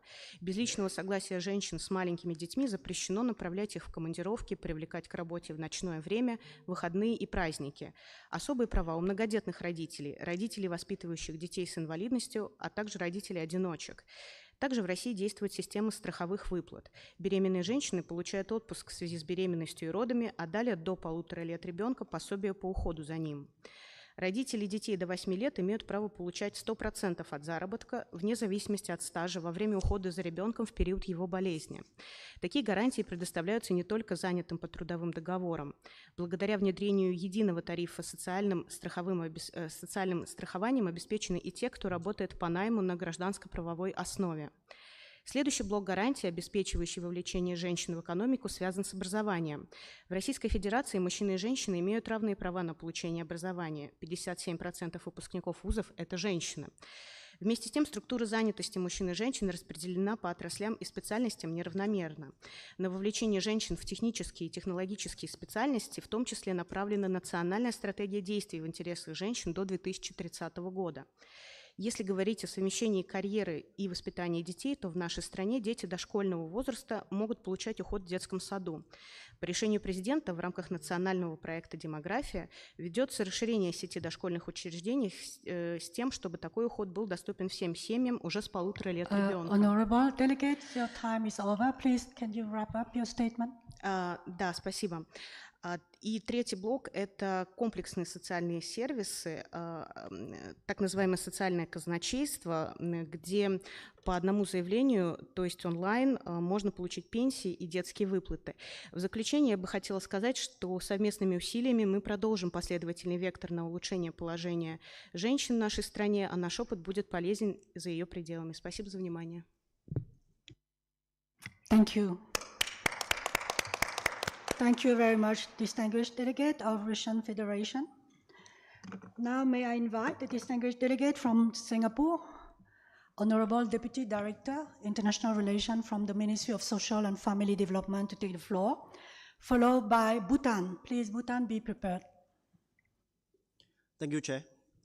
Distinguished Chair, Excellencies, ladies and gentlemen, thank you for the opportunity to share on Singapore's efforts in implementing the Beijing Declaration and Platform for Action. Singapore is committed to ensuring that women remain integral and equal members of our society. Gender equality in Singapore is founded on the principle of equal opportunities for women and men based on meritocracy. Ensuring that both women and men have access to fundamental resources, such as education and healthcare, all citizens are provided equal opportunities to pursue their goals across different spheres in society. Over the last 5 years, renewed efforts were made to advance and empower women in Singapore. In 2020, the Singapore government launched a year-long nationwide Conversations on Singapore Women's Development, where we consulted close to 6,000 Singaporeans from all walks of life. 2021 was dedicated as the year of celebrating SG women to celebrate the pioneering spirit of Singapore women, their achievements and contributions to our nation. In 2022, the white paper on Singapore women's development was published, which was shaped by feedback from the conversations and serves as a 10-year roadmap outlining 25 collective action plans towards a fairer and more inclusive society. As part of Singapore's commitment to implement the Beijing Declaration and Platform for Action, we continue to adopt a practical and outcomes-based approach to chart our progress in the 12 areas identified by the Declaration. In alignment with these 12 areas, Singapore has identified 5 key areas of focus around women's development, which were highlighted in the white paper, namely, ensuring equal opportunities in the workplace, recognition and support for caregivers, protection against violence and harm, other support measures for women, and mindset shifts. The 5 areas aim to support the diverse aspirations of and challenges faced by Singapore women at different life stages, centering around our shared values of fairness, equality, respect, and solidarity. For instance, to strengthen protection against workplace discrimination, the new workplace fairness legislation will be introduced in Parliament this year. To provide more support for caregivers, the government has introduced guidelines on flexible work arrangement requests, which will come into effect this year. To address issues around women's participation in the workplace, especially in leadership roles, we have revised Singapore Exchange listing rules and practice guidance to the Code of Corporate Governance to support greater board diversity, including gender diversity. We will continue to increase women's representation on boards with efforts led by the Council for Board Diversity. To reduce caregivers' financial strain, Singapore has enhanced the Home Caregiving Grant and expanded the Seniors Mobility and Enabling Fund. Furthermore, to enhance support for caregivers of persons with disabilities and children with developmental needs, Singapore has enhanced inclusion and support for preschool children with developmental needs and their caregivers. Steady progress is being made in the implementation of the 25 action plans in 5 key areas laid down in the white paper, and the Singapore government will undertake a midpoint review in 2027. In conclusion, the Singapore government will continue to strengthen the ethos of fairness and justice in our society, where women and men partner each other as equals, progress together, and pursue their aspirations freely and to the fullest. We will continue to work with individuals and other stakeholders to advance women's progress in Singapore and to build a fair and inclusive society. Thank you. Thank you very much, distinguished delegate of Singapore, for your statement. Now, may I invite the next speaker, the distinguished delegate from Bhutan, Honorable Member of the Parliament and Commission Member of the National Commission for Women and Children, to take the floor, followed by Uzbekistan. Please, Uzbekistan, be prepared. Honorable Chair, Excellencies, distinguished delegates, ladies and gentlemen, good afternoon and Kusuzangpo. I bring warm wishes from the people of Bhutan. It is an honor for me to lead the Bhutanese delegation to the Asia-Pacific Ministerial Conference on Beijing+30 review. I am Doji Wangmo, Member of Parliament and Commission Member for the National Commission of Women and Children. Since committing to the Beijing Declaration in 1995, Bhutan has made significant strides in promoting the rights of women and girls. The Constitution of the Kingdom of Bhutan enshrines the state's commitment to uphold the fundamental rights of all citizens and eliminate all forms of discrimination against women and children. It also states that ratified international treaties like the CEDAW and ICRC shall be deemed to be the law of the kingdom. The Child Care and Protection Act and the Domestic Violence Prevention Act serve as legal frameworks to promote and safeguard women and children's rights in Bhutan. To further strengthen the implementation of these acts, a comprehensive assessment has been undertaken by the National Commission for Women and Children. Gender mainstreaming was introduced as a dedicated national key result area in the 11th five-year plan, which was from 2013 to 2018, marking a significant step towards achieving concrete and measurable outcomes in gender equality across government sectors. The momentum continues in our current 13th five-year plan from 2024 to 2029, which aims to integrate gender into all development efforts, aligning with the 2030 agenda. In 2021, same-sex relations were decriminalized through amendment of Section 213 of the Penal Code of Bhutan. The National Gender Equality Policy, approved in 2020 and reviewed from an LGBTQ+ perspective in 2023, expanded its scope to include all genders and sexual orientations, aiming to create a society that realizes substantive equality and provides equal opportunities for women, men, boys, girls, and gender-diverse individuals. Under the leadership and guidance of Her Majesty the Queen, the PEMA was established in June 2022 as the nodal agency for mental health, along with services for the protection of women and children. In 2024, the 150-bedded Queen Jetsun Pema Wangchuk Mother and Child Hospital became operational, offering the required specialized care for mothers and children. Significant progress in health includes increased institutional delivery rates from 93.4% in 2017 to 98% in 2023, a reduction in maternal mortality from 89 to 53, infant mortality from 30 to 15.2, and under 5 mortality from 34.1 to 19.5. In education, the 2023 Gender Parity Index was 0.97 for primary and 0.92 for basic education, reflecting progress in girls' education. Efforts will continue to address challenges in female enrollment and retention, with policies aimed at enhancing girls' participation, particularly in tertiary education and STEM fields. Madam Chair, while we celebrate the progress Bhutan has made towards gender equality and the empowerment of women and girls, we acknowledge that challenges persist. The Royal Government of Bhutan remains resolute in addressing these challenges and building on the achievements of the past 3 decades. In closing, Bhutan reaffirms its commitment to the Beijing Platform for Action, and we are determined to work with the international community to create a more equitable, inclusive, and just world for all women and girls. Thank you, and Tashitele. Thank you. Thank you very much, distinguished delegate of Bhutan, for your statement. May I now invite the next speaker, the distinguished delegate from Uzbekistan, Honorable Deputy Head of the Committee on Family and Women Affairs of Uzbekistan, to take the floor, followed by Sri Lanka. So Sri Lanka, be prepared. Спасибо. Уважаемые дамы и господа, уважаемые члены ИСКАТа, позвольте поприветствовать вас от имени делегации Узбекистана и подчеркнуть, что в Узбекистане реализация пекинской платформы действия является важным направлением государственной политики. Женщины Узбекистана вносят весомый вклад в развитие государства и общества. Численность женщин составляет 18,5 миллионов от общей численности населения.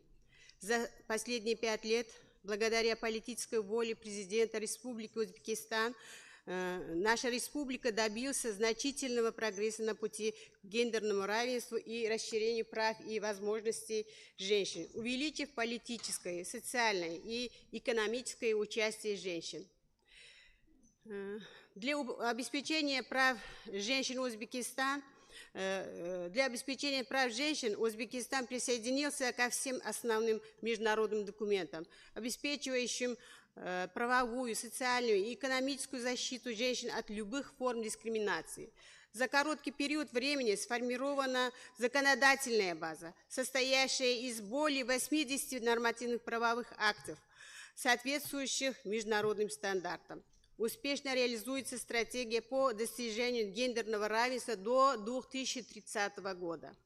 В ходе реализации Пекинской платформы действия Узбекистан внедрил несколько передовых практик, которые могут служить примером достижения гендерного равенства, устойчивого развития и социального прогресса.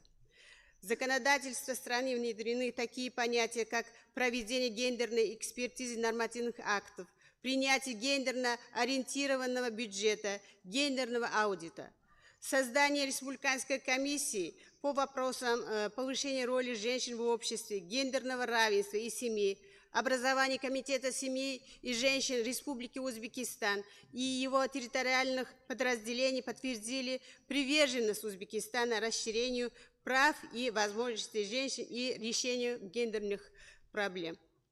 Правительство Узбекистана предприняло ряд мер для учета и удовлетворения особых потребностей женщин и девочек из маргинализированных групп, стремясь к реализации принципа «никого не оставить позади». Сегодня наша страна активно работает по ликвидации бедности, уровень которой стабильно снижается. При этом особое внимание уделяется повышению экономической активности женщин. Налаженная система обучения профессиям, навыкам предпринимательства, льготного финансирования бизнес-проектов. Принимаются масштабные меры для повышения охвата девушек в высшем образовании. Несмотря на имеющиеся достижения, Узбекистан за 5 лет реализации Пекинской платформы действия столкнулся с вызовами, влияющими на успех реформ. Сохраняющиеся гендерные стереотипы и традиционные взгляды на роль женщин в семье и обществе остаются одной из преград на пути к полному гендерному равенству. Для решения указанных проблем Узбекистан активно проводит просветительские кампании, направленные на повышение осведомленности женщин об их правах, устранение сформировавшихся гендерных стереотипов и пропаганду гендерного равенства. Узбекистан гордится своими достижениями и преисполнен желанием решать текущие вызовы на основе многостороннего сотрудничества с международными организациями, правительствами, бизнесом и гражданским обществом, чтобы создать более инклюзивное и справедливое общество для всех женщин. Спасибо за внимание. Thank you very much, distinguished delegates of Uzbekistan, for your statement. Now, may I invite the distinguished delegate from Sri Lanka, Ambassador of Sri Lanka and Permanent Representative to the UNFPA, to take the floor, followed by Netherlands. Please, Netherlands, be prepared. Thank you, Chair, distinguished delegates. It is an honor for me today to address this esteemed gathering on behalf of a Sri Lankan national that is deeply committed to achieving gender equality and empowering all women and girls. Sri Lanka is multi-ethnic, multi-religious, and culturally diverse country, with a population of 21.9 million, of which 51% are women. We are proud to note that Sri Lanka ranks 78 out of 189 countries in the 2024 Human Development Index, reflecting of a nation's strong commitment to human development and social progress. Over the years, Sri Lanka has maintained high level of literacy, life expectancy, and access to quality healthcare and education, benefiting both women and men. However, while we acknowledge this achievement, we also recognize that there remain critical challenges in advancing gender equality, transformations, and reform, and we have made significant strides in key policy and legal area between 2020 and 2024, which include national policy on gender equality and women empowerment. In 2023, the Cabinet of Sri Lanka approved the National Policy on Gender Equality and Women Empowerment, which paved the way for the approval of the Women's Empowerment Act by Parliament in July 2024. This act facilitates the establishment of the National Commission on Women, a non-advocate body aiming at advancing women's rights and gender equality in Sri Lanka. Women, Peace and Security. The Cabinet approved Sri Lanka's first National Action Plan on Women, Peace and Security in February 2023. That is a testament to our commitment to promoting peace and security for women that they face in conflict and post-conflict situations. Action Plan to address sexual and gender-based violence. In July 2024, the Cabinet approved the multi-sectorial second National Action Plan to address SGBV. This comprehensive plan includes 13 thematic areas to address SGBV in various spheres of society. Women's representation in the police service. In a transformative move, Sri Lanka appointed its first women Deputy Inspector General of Police in October 2020, breaking 150 years traditions of gender-based discrimination since promoting within the police force, and also 3 additional women officers to the rank of DIG were appointed in year 2021. And also, National Anti-Human Trafficking Strategy and Land Development Ordinance amendment were also addressed the importance of women engagement. Distinguished delegates, the first female Prime Minister in the world was Madam Sirimavo Bandaranaike of Sri Lanka. I am happy to announce that once again Sri Lanka elected the woman Prime Minister Dr. Harini Wijesurya yesterday, and also Women Chief Justice was appointed recently. Sri Lanka has been a significant increase of women's political representations during the 2024 parliamentary elections held last week, which comprised of 21 women, whereas previously there were only 13. We continue to advocate for similar measures at the national level to ensure that women are adequately represented in the decision-making process. Sri Lanka is deeply committed to gender equality, striving to create society where women have equal opportunities, are free for violence, and can contribute to all aspects of nations. This view challenges Sri Lanka is determined to work with the international community and other stakeholders to ensure that no women is left behind and more equitable opportunity for the prosperous future. Thank you. Thank you. Thank you, Excellency. Thank you, distinguished delegate from Sri Lanka. And may I now invite the next speaker, the distinguished delegate from Netherlands, Deputy Ambassador and Deputy Permanent Representative to ESCAP, to take the floor, followed by United States of America. Please, United States of America, be prepared. Thank you. Thank you, Madam Chair. Excellencies, honorable delegates. Almost 30 years ago, we gathered in Beijing and agreed on a forward-looking program of action to ensure gender equality, which the Netherlands holds in its highest regards. Progress since then has been steady but uneven. The stalled progress, and in some cases regression towards equality, underscores the need for new multilateral recommitments. Over the last 3 decades, progress has been made regarding women's political representation, combating gender stereotypes, addressing sexual and gender-based violence, and women's economic empowerment. However, people are still being left behind, especially those facing multiple and intersecting forms of discrimination and marginalization. Concerns were also raised regarding the growing anti-gender movement and the rise in conflict-related violence. The celebration of the 30th anniversary of the Beijing Declaration is the right moment to reflect on the changes in the world over the past 30 years and recommit to the rights-based approach, to make the connection with sustainable development and to ensure the inclusion of men and boys as agents of change. To address the lagging progress, it's vital we come together, work collectively with all member states as well as civil society actors. We look forward in partnership with the Asia and Pacific to advance gender equality. We would like to thank UN ESCAP and UN Women for using this conference as an opportunity for a constructive exchange on policy experience in the region, and we hope that this week's discussions will lead to renewed commitment to the Beijing Declaration and the platform for action in the region, and a good start for the Beijing+30 celebrations next year. Thank you.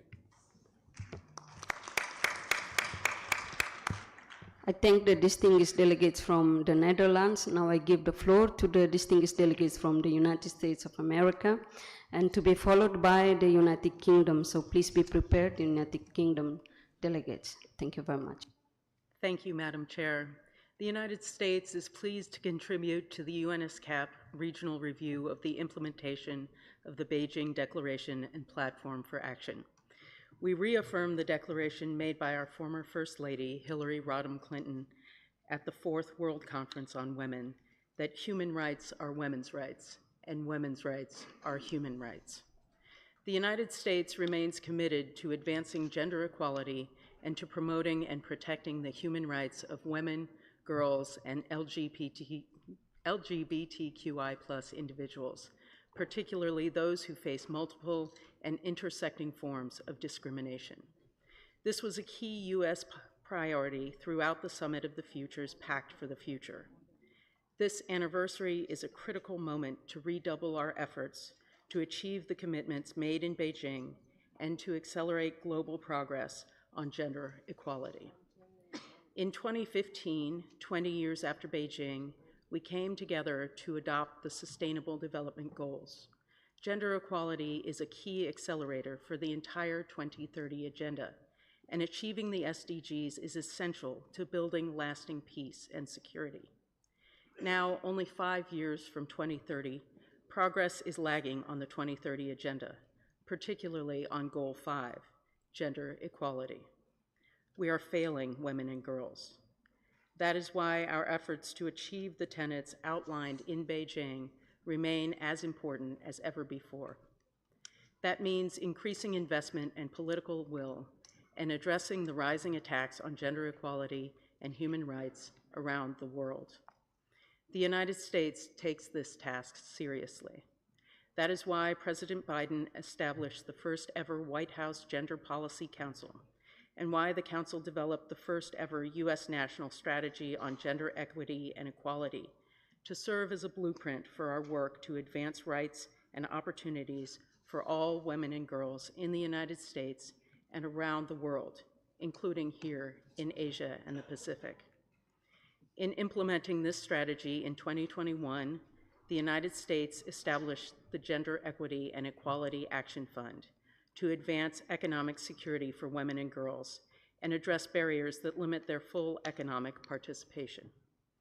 To date, the fund has invested $500 million around the world, including in the Asia-Pacific region, to tackle persistent barriers to women's economic participation in the 21st century economy.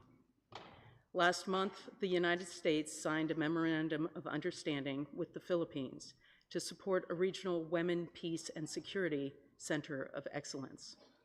This WPS Center will coordinate existing WPS initiatives, advance avenues for partnership in the region, support governmental implementation of WPS policy commitments at local, national, and regional levels, as well as support non-government partners to coordinate with local civil society and academia in their WPS implementation efforts tied to the center. We are also proud to collaborate with partners across this region, including Australia, New Zealand, and the Republic of Korea, on the Global Partnership for Action on Gender-Based Online Harassment and Abuse.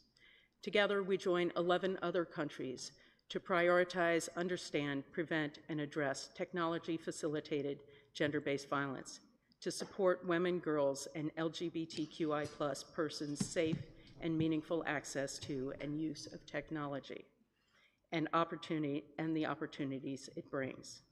This was also a key U.S. priority in the recently adopted Global Digital Compact. Current and future leaders, youth, and in particular, girls and young women must be at the center of our efforts. Last month, the United States launched the 2024 updated global strategy to empower adolescent girls. Girls have immense potential for innovation, leadership, and entrepreneurship, and we stand firm in our commitment to elevate their voices and invest in a future that promotes their rights, leadership, and well-being. Please kindly wrap up. Yes, ma'am. Despite our progress, we know we have much more work to do. Gender equality is a goal we can achieve, and to do so, we must continue to work together to invest in a more equal and just future. Thank you, Madam Chair. I thank the distinguished delegates from the USA, and now I give the floor to the distinguished delegates from the United Kingdom, to be followed by the distinguished delegates from Kazakhstan. Your Excellencies and distinguished delegates, Madam Chair, thank you. It's a real privilege to be here. Ahead of the 30th anniversary of this momentous occasion, the UK reaffirms its proud commitment to upholding and accelerating women and girls' rights in all their diversity and empowerment everywhere. In a world where new technologies can be used to abuse and harass, rising conflicts worldwide and climate change affect women and girls disproportionately, every woman and girl should have the freedom, choice, support, and protection to achieve their full potential. Internationally, we're committed to putting women and girls at the heart of everything we do, reaching the most marginalized through targeted development programs and working with partners all over the world to counter the global rollback of women and girls' rights. For we are seeing a growing international trend of efforts to undermine and roll back the hard-won rights of women and girls and other marginalized groups at local, national, regional, multilateral levels, as well as online.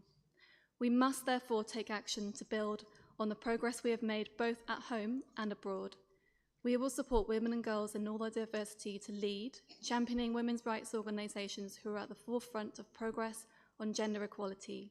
We will scale up proven, locally led approaches to ending gender-based violence and ensure that women and girls have access to essential, quality education, and sexual and reproductive health and rights.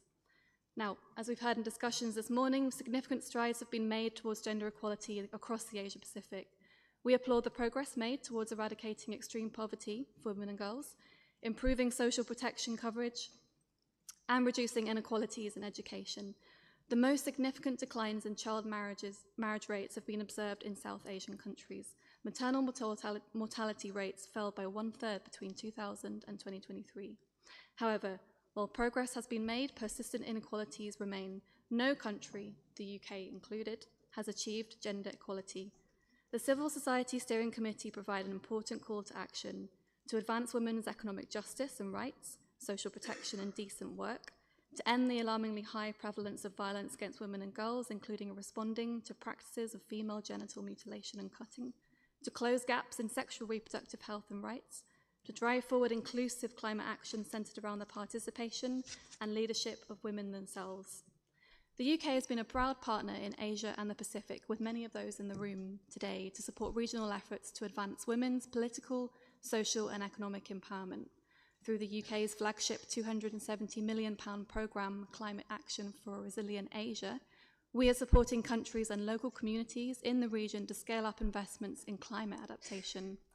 On women's economic empowerment, we're partnering to advance social protection and decent work and address exploitation of women, particularly in the informal economy.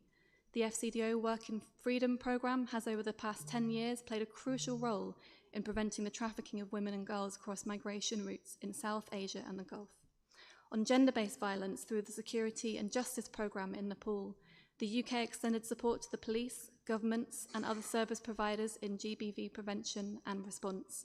And in Central Asia, the FCDO has been working with UN agencies and INGOs to address legislative barriers, engage men and boys, which is so crucial, and transform social norms via the Integrated Security Fund.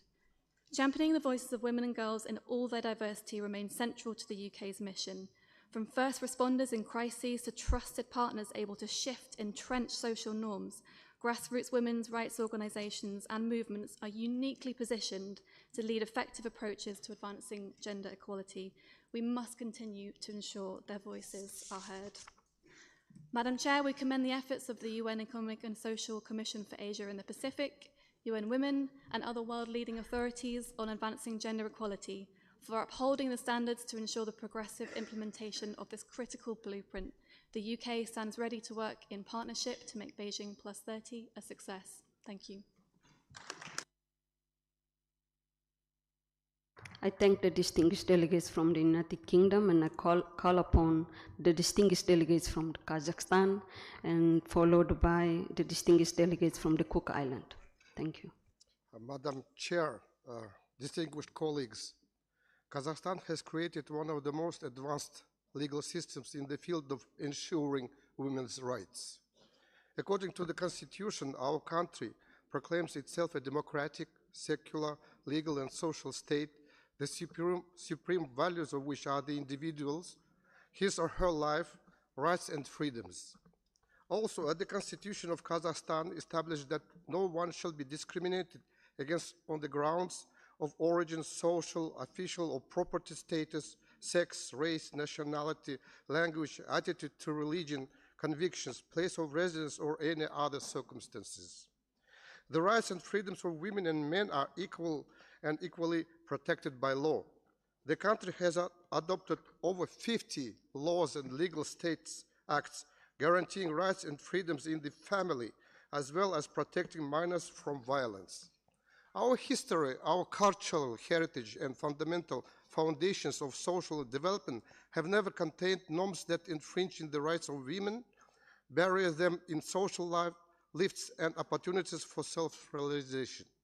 In our history, there have been and are women politicians, rulers, warriors, philosophers, diplomats, scientists, cultural and artistic figures. At all times, the position of Kazakh women has been characterized by independence and a special role society. In the annual UN Human Development Report, Kazakhstan is included in the first group of countries with a very high level of equality of achievements according to the Gender Development Index between men and women. As in any society, it cannot be said that the current gender situation in Kazakhstan is ideal. We are meticulously working to eradicate such phenomena as underrepresentation of women in the political sphere and in leadership positions, the gender pay gap, domestic violence, and harassment. For example, in terms of women's representations in the political sphere, Kazakhstan has mandatory 30% quotas for women and young people on the electoral lists of political parties. In general, today, the share of women leaders in Kazakhstan is 40%. 55.5% of civil servants in Kazakhstan are women. Special importance is given to issues related to family and domestic conflicts. Almost every case of domestic violence causes a great public outcry. Kazakhstan was one of the first countries in Central Asia to adopt a special law on prevention of domestic violence in 2009. In 2023, a number of radical measures were adopted to strengthen prevention and tighten liability for abusers. The strategic nature of legislative innovations is supported by the personal involvement of the head of state, who signed the law aimed at protecting the institution of family, children, and women. The amendments were developed based on the results of their preliminary broad discussion at various venues with the active participation of the entire civil society. First of all, this innovation is aimed at protecting the family. There is no doubt Kazakhstan is known for traditional national family values and for the preservation of the institution of the family. Secondly, the new law protects our children from pedophiles. Perhaps this is the most long-awaited measure that stripped up the whole society when reports of abuse of minors appeared. Now they will imprison for life for this. The same applies to the murder of small children. Thirdly, a new punishment is being introduced even for sexual harassment of children under 16 years of age, up to 40 days of arrest. Fourthly, a new crime has been introduced for the propaganda of suicide. In the area of domestic violence, its criminalization has become a joint victory for the state and civil society. Now, for beatings that cause physical pain but do not result in minor harm to health, a punishment is being introduced from a fine of $600 to 50 days of arrest. That's why my last decision is, let me express my great satisfaction at the opportunity to attend such an important event today. I am convinced that sustainable development is impossible without gender equality. Thank you. Thank you very much. I thank the distinguished delegates from Kazakhstan, and now I call upon the distinguished delegates from the Cook Islands. Kia ora ana tātou katotoa, te aroa ranuni o tō tātou atu ko Iesu Mesia. Honourable Chair, Excellencies, ladies and gentlemen, all protocol observed, I bring to you warm Pacific greetings. I am humbled to present our country's statement on behalf of all people, all women and girls, and government of the Cook Islands. I thank our partners for enabling us, the Pacific, to be present here to discuss issues that matter to us all. Honourable Chair, since the adoption of the Beijing Declaration and Platform for Action in 1995, our country, the Cook Islands, has recognized it as a valuable guide in advancing women's empowerment and gender equality. Over the past 5 years, our country's gender priorities have been guided by our national policy on gender equity, women's empowerment, 2019 to 2024. Our policy contains the vision of our society where all women are protected, empowered, and actively involved in our national development. Then our world changed when COVID-19 pandemic arrived. It came with many challenges. We faced high cost of living and out-migration of our working population. However, despite these difficulties, we have risen above to achieve some major achievements in the advancement of gender equality and empowerment of women in the Cook Islands. These were achieved through the measures introduced by our government during the pandemic and further supported by the strength and determination of the women of our country in a time of this crisis and by working in unity with all sectors of our societies. One key achievement has been the strengthened collaboration and coordination between government agencies and stakeholder organizations, and in fact, over the reporting period, government formalized several memorandums of understandings and grant funding that facilitated social development and gender equality, especially with NGOs working to reduce gender-based violence. Crucially, women's rights have also been furthered through gender-responsive policies, such as the recently launched Social Assistance Policy 2024 to 2028, which considers gender norms and roles in ways that support gender equality, further support women's rights. A key component of this policy is to provide gender-responsive social assistance, which includes an extension of our paid maternity leave from 6 to 14 weeks and increasing our paid paternity leave from 2 days to 2 weeks, encouraging that strong bond and upholding strong values between parents with their newborn child during its first 1,000 days. Considerable achievements have also been made in leadership and governance, and I am humbled to say that the Cook Islands is one of the highest performing countries in the region in terms of women's representation on boards and also in our parliament, which currently lies at 30%. And our country presents the highest number of women in our parliament to date. It is important to acknowledge that these gains do not only reflect the outstanding achievements of individual women, but also suggest a shift in social norms and attitudes towards women in leadership positions, which government and stakeholders have been working towards. Efforts to ensure equal pay for work of equal value have been ongoing, so a childcare subsidy program has been introduced to provide affordable childcare for children aged 0 to 3 years, with expected positive impacts on labor participation rates for female. Today, back in our home country, our government, in collaboration with stakeholder organizations, continue to provide services aligned to disability, including employment opportunities for women with disability. Public health campaigns continue to raise awareness for women's health, and progress on eliminating violence against women and girls continue as a joint efforts. Honorable Chair, we have many, many achievements and challenges still ahead of us. I just want to quote a Proverbs from a Bible verse which says, "Good planning and hard work lead to prosperity, but hasty shortcuts lead to poverty." I thank you, Chair. Kia orana e kia manuia.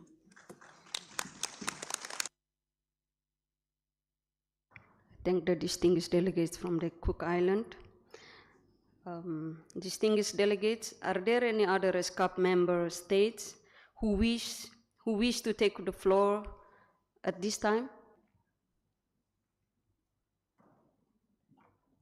I can see none. Now we move to the permanent observers member state. I call upon the statement from the Sweden. Distinguished delegates from Sweden, the floor is yours. Excellencies, distinguished guests and participants, it is an honor for me to address the 68th session of the Commission on the Status of Women. Gender equality is about providing equal rights and opportunities for individuals of all genders. However, almost 3 decades after the adoption of the Beijing Declaration and Platform for Action in 1995, we are witnessing a decline in gender equality on issues we believed were resolved long ago. We see that global opposition to gender equality is on the rise. Sweden will continue to fight for gender equality and to amplify voices of women human rights defenders. We will continue to be a strong advocate for universal access to sexual and reproductive health and rights, and women's and girls' empowerment, key commitments from Beijing. We continue to support local feminist movements and women's rights organizations. A safe and enabling environment is needed for those who stand at the forefront to exercise their rights. Climate crisis is a threat of our time. It is urgent to accelerate actions supporting green and just transition. The triple planetary crisis disproportionately impacts women and girls. Meaningful participation of women, youth, and marginalized groups is therefore essential in shaping the future of our planet. We are proud to partner with UN Women, UNEP, UNDP, and UNCDF to advance gender equality into NDCs and integrate gender-responsive aspects into budgeting, planning, and governance of climate finance in Asia and the Pacific.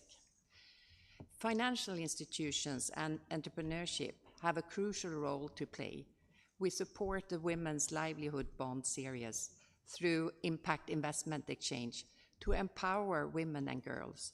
Access to financial services drives women's economic empowerment, which is essential for poverty alleviation. Women and girls carry a disproportionate share of unpaid care and domestic work. 50 years ago, Sweden became the first country in the world to introduce more equal parental leave for both mothers and fathers.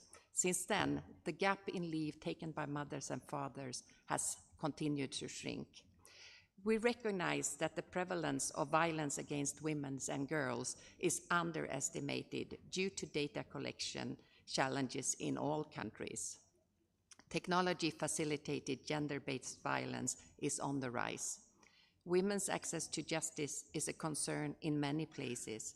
We will continue to work with development partners through a whole-of-society approach to address harmful social norms and eliminate violence against women and girls. We are since long committed to be a strong voice and actor for gender equality. The only way forward is a future where individuals of all genders and backgrounds are free to shape their own lives. So let us use these days to connect, confirm, share, and create for a better tomorrow. Thank you for your attention. I thank the distinguished delegates from Sweden. I will now open the floor to the interventions from intergovernmental organizations and the United Nations entities. And distinguished delegates, please note that the time limit is 3 minutes. Please stick to the time limit. Thank you very much.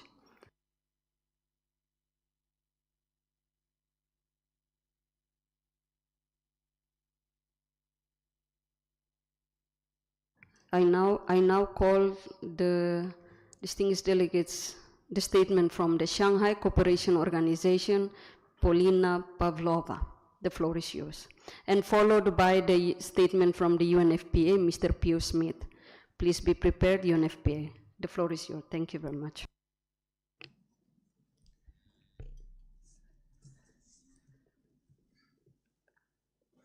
Добрый день, уважаемая госпожа председатель, уважаемые участники форума. Прежде всего, позвольте поблагодарить ESCAP ООН за приглашение секретариату ШОС впервые принять участие в таком представительном и крупном мероприятии. В рамках ШОС тематике расширения прав и возможностей женщин уделяется большое внимание. За прошедшие 23 года с момента создания организации государства-члены разработали основные законодательные документы по гендерному равенству и приняли соответствующие национальные программы. Поддержка прекрасной половины человечества – часть государственной политики практически каждого члена большой семьи ШОС, состоящей из 26 стран. На регулярной основе проходит форумы женщин ШОС, последний из которых при поддержке секретариата состоялся в культурной гуманитарной столице организации, городе Циндао, в сентябре этого года. Мероприятие, в котором принял личное участие генеральный секретарь ШОС господин Джан Мин, участвовали более 200 гостей из Ирана, Узбекистана, Камбоджи, Армении, Монголии, Азербайджана, Египта, Кувейта, Мальдив, Мьянмы и Объединенных Арабских Эмиратов, то есть большинство делегаций, которые присутствуют сегодня здесь. Мероприятие было посвящено теме расширения цифровых возможностей и участия женщин в экономике. Тема нашего мероприятия была созвучена дискуссии в рамках 4-го Евразийского женского форума, который в сентябре этого года прошел в государстве-члене ШОС России. Планировалось, что итоговый документ форума будет направлен в ООН, главам государств и правительств, парламентариям, а также участникам состоявшегося в октябре этого года в Казани саммита БРИКС, в котором также очно участвовал генеральный секретарь ШОС. В мае этого года делегация секретариата приняла участие в Азиатском форуме женщин, организованном в городе Самарканде, посвященном вопросам расширения прав и возможностей женщин в странах Центральной Азии. Данное мероприятие стало воплощением инициативы президента Республики Узбекистан господина Мирзиёева, выдвинутой на 78-й сессии Генассамблеи ООН в сентябре 2023 года. В настоящий момент в секретариате ШОС среди 36 сотрудников представительниц прекрасного пола 8. Нашей многосторонней деятельности, политико-дипломатической, торгово-экономической и культурно-гуманитарной сферах, а за календарный год любого председательства любой страны мы проводим до 150 мероприятий различного уровня. Нам активно помогают 4 постоянных представителя женщин при секретариате ШОС из таких стран, как Россия, Пакистан, Таджикистан и Индия. В профильных департаментах МИДов и государств-членов ШОС, отвечающих за вопросы деятельности организации, женщины также занимают руководящие посты. В ШОС убеждены, что наша цель сделать необратимым, гармоничным, справедливым многополярное мироустройство, что зафиксировано во всех декларациях последнего времени саммита ШОС. Женщины, вовлеченные в процесс принятия решений, внесут свой вклад в достижение безопасного и устойчивого мира, что отвечает теме председательства Китая в Шанхайской организации сотрудничества, который объявил 2025 год годом устойчивого развития. ШОС основывается на незыблемых принципах шанхайского духа. У нас уважают многообразие культуры и традиций, а также религий. Подчеркну, что культура, традиции, религия, духовное наследие, сложившиеся в далеком прошлом, являются и нашим будущим. Уважаемые участники, думаю, что вы согласитесь со мной, что женскому полу больше свойственно милосердие, гибкость мышления, отзывчивость, стремление к компромиссу, справедливости, а также созидательное начало. Мы всегда за мир, за продолжение, за будущее поколение, сохранение их жизни. Эти черты характера и практические подходы способствуют укреплению доверия, взаимного уважения и взаимодействия. Как дипломат с 20-летним стажем, а также мама 13-летнего подростка, даже не могу сказать, что легче согласовать документ на уровне глав 10 государств-членов ШОС или убедить моего сына сделать школьные уроки или съесть обед. Благодарю за внимание. I thank the distinguished delegates from Shanghai Cooperation, and now I call upon UNFPA to deliver your statement. The floor is yours. Thank you, Madam Chair. Excellencies, dear friends, celebrating the amazing success achieved over the last 30 years in this region in the pursuit of gender equality is of course an important exercise. Sadly, however, time is not on our side, and all of us have an even greater responsibility to focus on the work ahead. For far too many communities and vulnerable populations, the idea of equality or equity is not on their radar. For far too many women and girls, the gains we champion are not yet felt. Significant inequalities and vulnerabilities persist, particularly when it comes to sexual and reproductive health and rights. Yes, maternal mortality rates have dropped but are now stagnated. Women are still losing their lives during childbirth at alarming rates. Family planning access has increased, yet bodily autonomy is still neither understood by nor afforded to millions of girls and women across the region. In some countries, fewer than 30% of women of reproductive age have access to contraception, and adolescent pregnancy rates have stagnated in several countries. From puberty to menopause, there remains too much shame and stigma. And whether pregnant once or never, there remains underinvestment in the design and access to technological healthcare advancements for women. These shortfalls have real-life implications. Every woman here knows what I'm talking about. An unexpected lump, an abnormal pap smear, an infection or a blockage, all of which could be early signs of a variety of life-threatening cancers. Beyond their bodies, gender discrimination continues. Unemployment rates among young women remain high, and women continue to face barriers to political participation. The prevalence of violence and harmful practices against women and girls remains unacceptably high, and another layer of threat and injustice faces many women and girls through the menace of technology-facilitated GBV.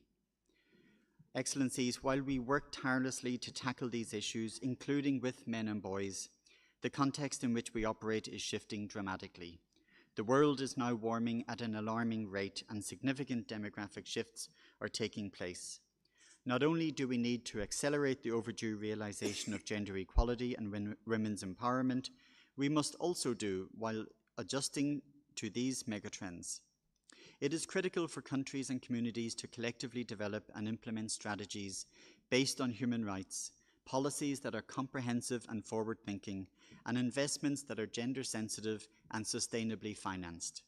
Sustained political and financial support from governments and partners will make the difference.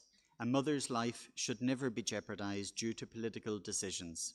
In a region where 8 women die every hour from preventable pregnancy and childbirth-related causes, this is not the time to deprioritize gender equality. This is not only a moral imperative, it is also the smart choice. Studies show that closing gender gaps in employment can significantly boost GDP. In conclusion, let's remember, when she is free from violence and empowered to reach her full potential, she becomes a transformative force, driving education, economic growth, and social progress for all. I therefore call on all partners, government, civil society, international financial institutions, faith communities, and private sector leaders can you conclude to your continue statement? developing and investing in a resilient, gender-equal future. At Thank you. UNFPA, we remain steadfast in our leadership role on these issues and look forward to working with all partners. Thank you. Thank you very much, distinguished representative of UNFPA. The next speaker on my list is the distinguished representative of IOM, the regional director for Asia and the Pacific, followed by ILO. So ILO, be prepared. Thank you. Please, Thank you, IOM, you Madam have the Chair. floor. Excellencies, distinguished delegates, dear colleagues, all protocols observed. It is an honor for the UN Migration Agency, International Organization of Migration, to address this eminent gathering for the Beijing Declaration and Platform for Action. As the 30th anniversary approaches, we renew our commitment to gender equality and the empowerment of women and girls. Across Asia and the Pacific, women migrants have been a powerful engine of socioeconomic growth in both their countries of origin and destination. Throughout my career, I have been inspired witnessing the leadership, innovation, and resilience of women who hold their families and communities together. These migrant women, unfortunately, continue to face many challenges such as exploitation, trafficking, and gender-based violence. Our region has also seen these barriers for women further exacerbated by inequalities, armed conflicts, disasters, and pandemics. Women, especially those in rural areas and remote islands, are disproportionately affected by climate change as they lack financial independence and decision-making power. These multifaceted challenges call for transformative, comprehensive, gender-responsive approaches to inform policymaking and its implementation, including sex disaggregated data collection and analysis. It is essential to provide an enabling environment for migrants that respects their safety and well-being, labor and family rights, access to education, skills development, decent work, and financial inclusion. By facilitating regular migration pathways, we not only protect the rights of women, but also unlock their full potential to drive sustainable development and economic diversification. The inclusion of women, youth, migrants with disabilities, and other marginalized groups in decision-making processes is critical, making sure that their voices are heard and reflected.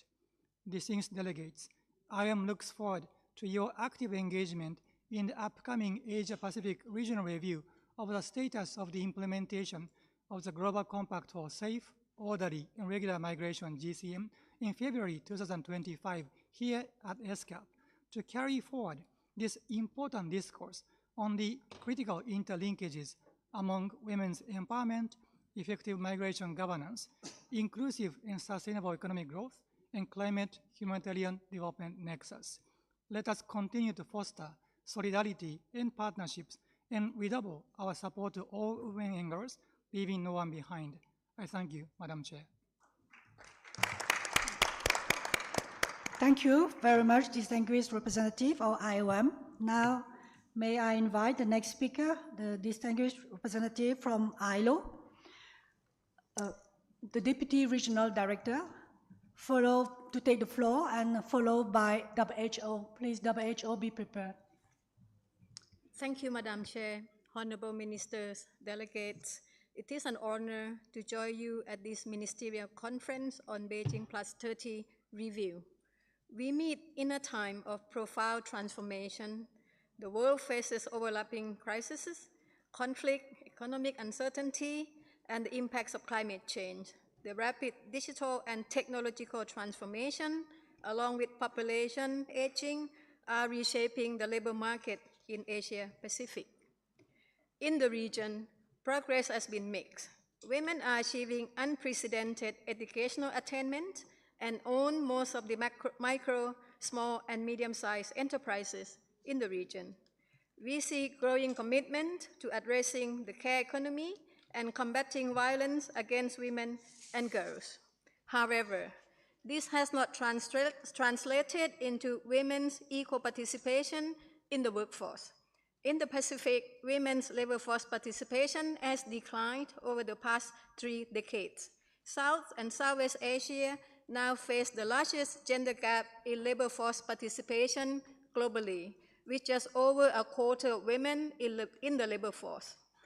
Young women, almost 2 times more than young men, are not in employment, education, nor training.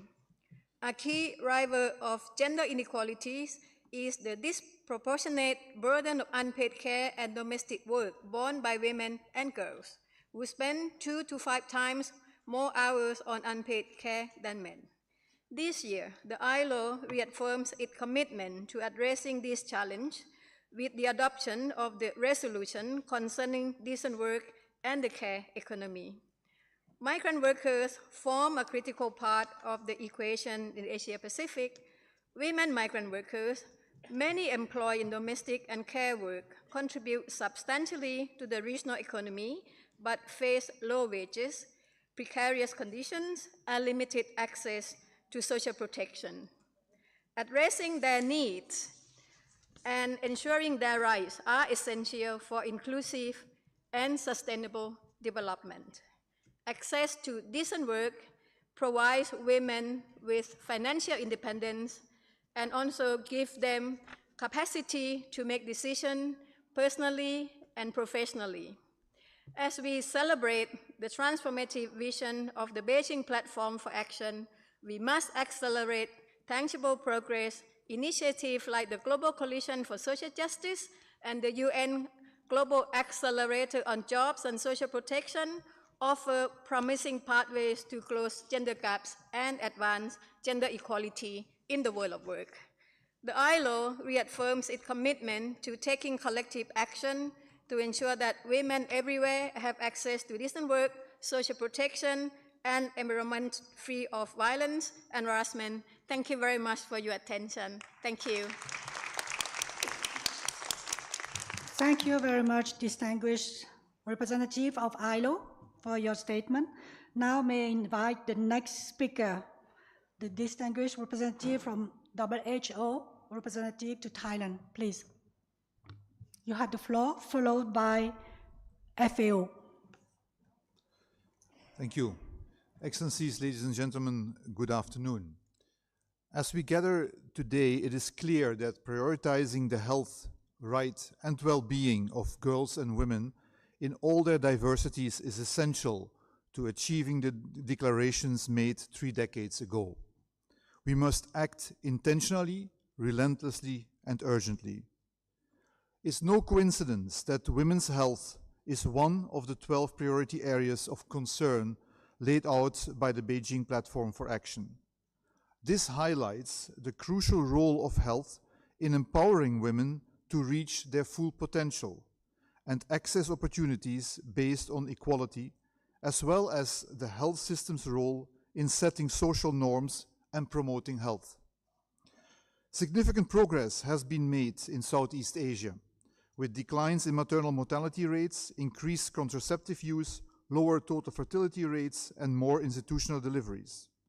This progress is a testament to the commitment and collaboration of diverse stakeholders, including governments, civil society, academia, the private sector, and international organizations. However, our journey is far from over. Gender disparities in health outcomes remain stark, especially for women and girls in low and middle income countries. Access to quality healthcare services is still a challenge, particularly in rural and underserved areas. Gender-based violence continues to affect the lives of many girls and women, with 1 in 3 women experiencing intimate partner and sexual violence. To achieve health equity and gender equality, we must adopt a holistic and intersectional approach. This involves addressing the social, economic, and cultural determinants of health and ensuring that policies and programs are inclusive and responsive to the needs of all women and girls, especially those from marginalized communities. Systematic and sustained attention to gender equality, human rights, and health equity in health policies and programs is critical to making the declarations on health a reality for all. Achieving universal health coverage requires ensuring health equity and addressing intersecting forms of discrimination. Investments in primary health care and community health workers, including decent pay and working conditions for frontline workers, are needed to improve women's access to health care. While technology holds promise for the health sector, the gender-digital divide persists. Digital health solutions must address the underlying causes of this divide. The changes we aim to bring about externally must be mirrored internally. Evidence shows that having more women in leadership and management is not only right, but also smart for future readiness. We must lead by example in gender equality, ensuring our advocacy and guidance are effective by practicing what we preach. We must commit to women's leadership in health policy making and urge male leaders to be allies and champions of gender equitable health policies. As we look to the future, WHO reaffirms its commitment to supporting... Please wrap up your statement. Reaffirms its commitment to supporting member states in achieving health equity and gender equality. We call on governments and partners to prioritize gender equality and women's health, including but not limited to sexual and reproductive health. Thank you very much. Thank you. Thank you so much. So thank you so much, distinguished delegate from WHO. Now may I invite the distinguished delegate from FAO to take the floor. Thank you, Madam Chair.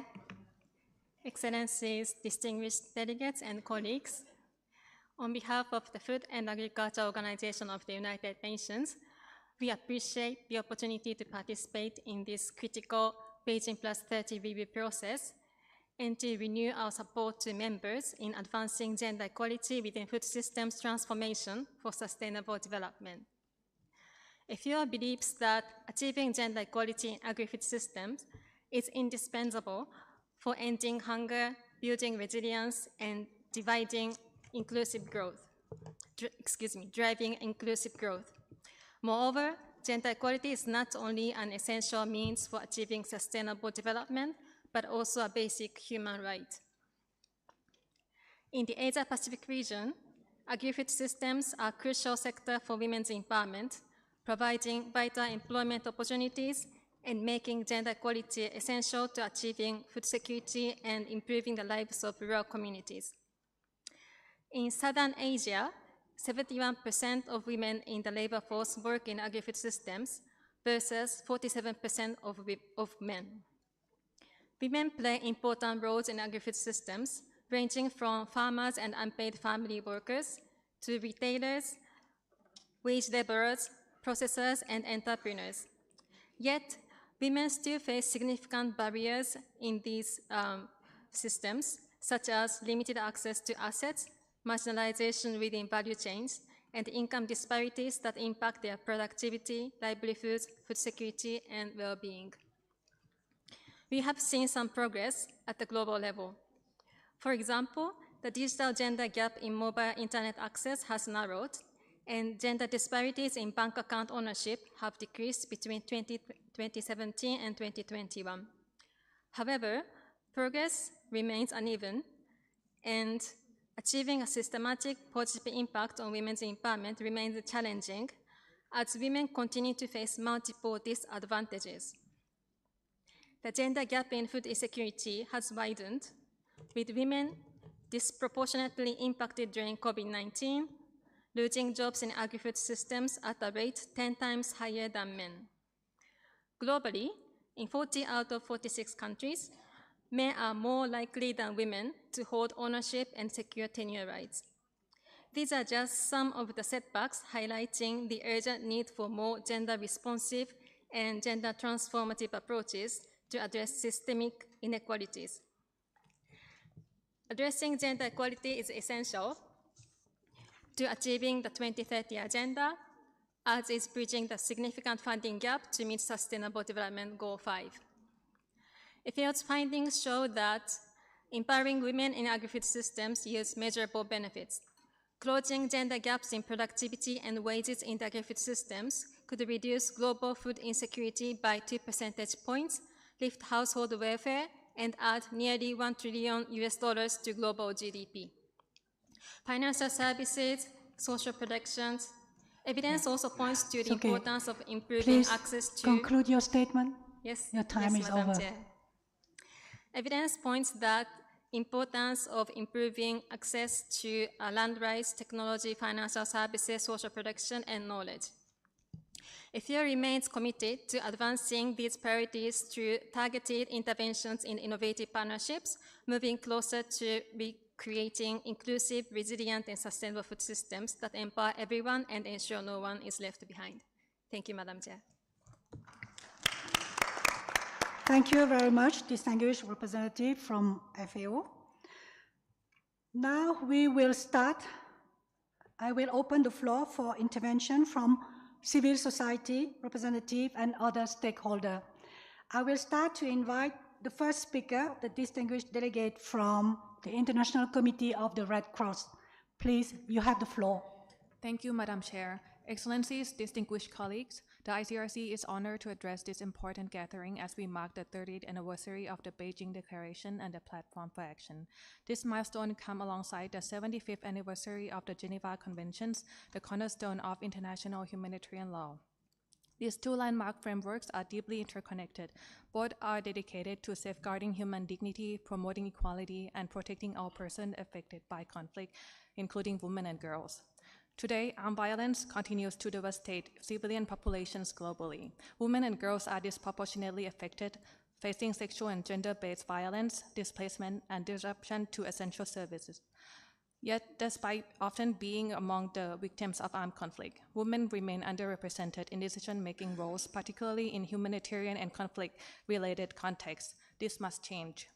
The ICRC urged states to take 3 critical actions to align with the commitment of both the Beijing Declaration and the Geneva Conventions.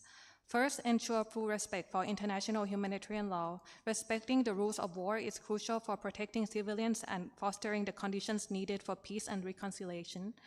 Through our prevention of sexual violence program, the ICRC has been working with states to directly engage weapon barriers in strategic discussion about what sexual violence can look like on the battlefield and what they can do to better prevent its occurrence. Sexual violence is not an inevitable part of war. With early behavioral change and better compliance with IHL, protection for women and girls can significantly improve. Second, commit to implementing international humanitarian law with a gender perspective in WPS national actions plans and policies. It is essential that the specific needs and vulnerabilities of women and girls in conflict are recognized and addressed in military policies and planning. Third, increase the participation of women in decision-making roles. Women's meaningful involvement in humanitarian response and the interpretation of IHL broaden the scope of understanding and lead to solutions designed for all civilians.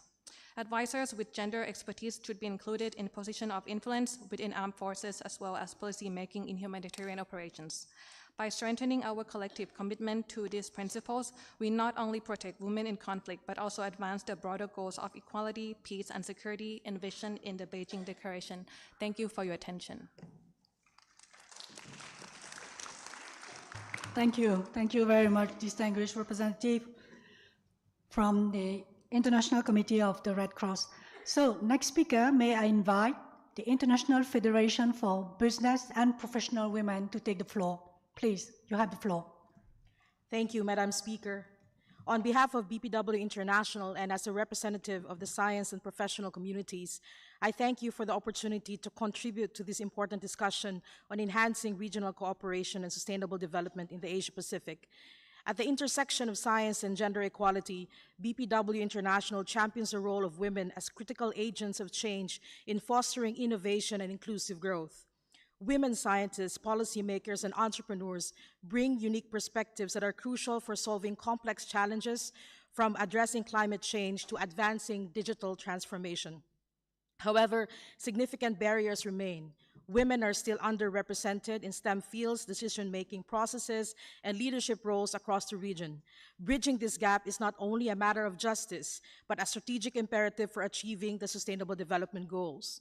BPW International calls for 3 targeted actions. Integrating gender in regional science policies. We urge member states to adopt gender-responsive strategies in their scientific frameworks, ensuring equitable access to funding, education, and mentorship for women. Harnessing science for inclusive development. Science and technology must drive inclusive solutions, particularly for vulnerable groups, addressing disparities in access to healthcare, education, and economic opportunities. Regional collaboration in gender and science initiatives, partnerships between governments, academia, and organizations like ours, BPW International, are essential to foster cross-border research and capacity building, amplifying the voices of women in science and other fields. Let us collectively ensure that no one is left behind in our journey towards progress. By empowering women in science and all professional fields, we strengthen not only the fabric of our societies, but also our ability to innovate and thrive in the face of global challenges. Thank you for this space and this time, Madam Speaker.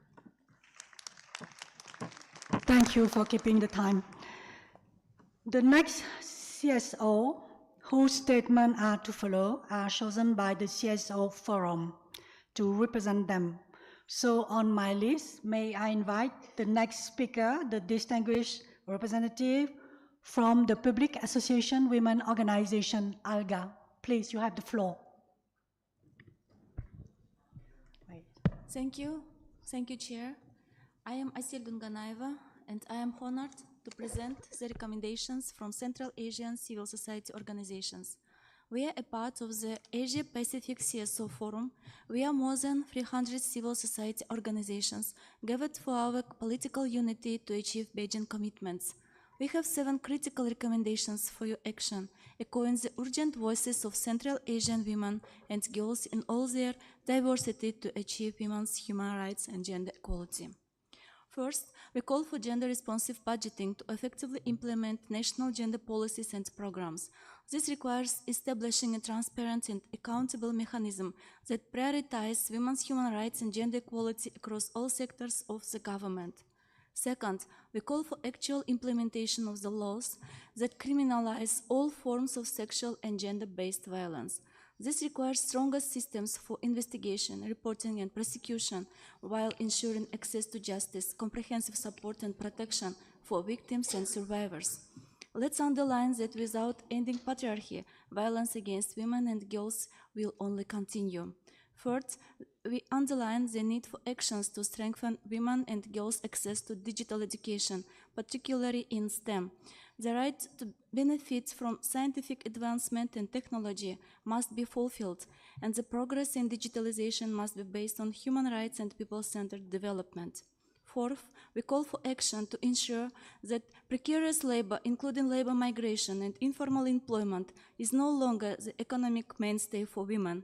This requires women's access and control over resources and lands, universal social protection, fulfillment of decent work and a living wage, and ending all forms of violence and discrimination against women and girls in the world of work.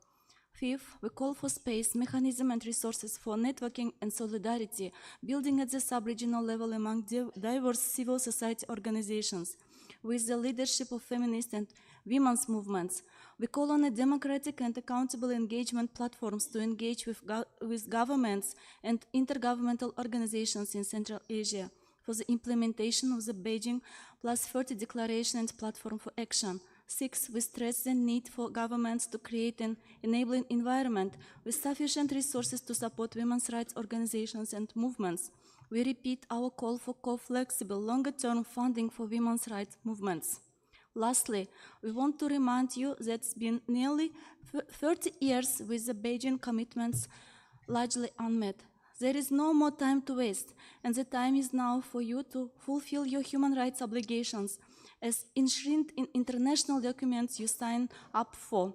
It's time for us to act boldly, concretely for a transformative gender justice future. Thank you. Thank you, distinguished representative from the Public Association Women Organization, for your statement. May now I invite the next speaker, the distinguished representative from the National Indigenous Disabled Women Association. Please, you have the floor. Thank you, Chair. With indigenous greetings, respected delegates, I am representing over 300 organizations of the CSO Forum in the Asia-Pacific region. We, as member of the South Asian Feminist Caucus, call for an urgent and deliberate shift in narratives and focus, one that centers the voices, experiences, and leadership of women, girls, and gender diverse persons. This statement amplifies our realities of intersecting system, oppression, and marginalization based on caste, ethnicity, tribal and indigenous identities, disability, sexuality, class, religion, and geography. Since the Beijing+25 review, there have been severe setbacks that have led to rising religious and political extremism, authoritarianism, armed conflict, shrinking democratic and civic spaces, increasing generational poverty, gender-based violence, early and forced marriages, militarization, criminalization of choice, inequitable wealth distribution, and weakened social protection of our rights and entitlements. We demand strong political intent and action to prevent and respond to all forms of sexual and gender-based violence in online, private, and public workspace, to ensure effective implementation of law, to eliminate all discriminatory laws and policies, to enact gender-just law and legislation discriminating sex work and addressing marital rape. End impunity now.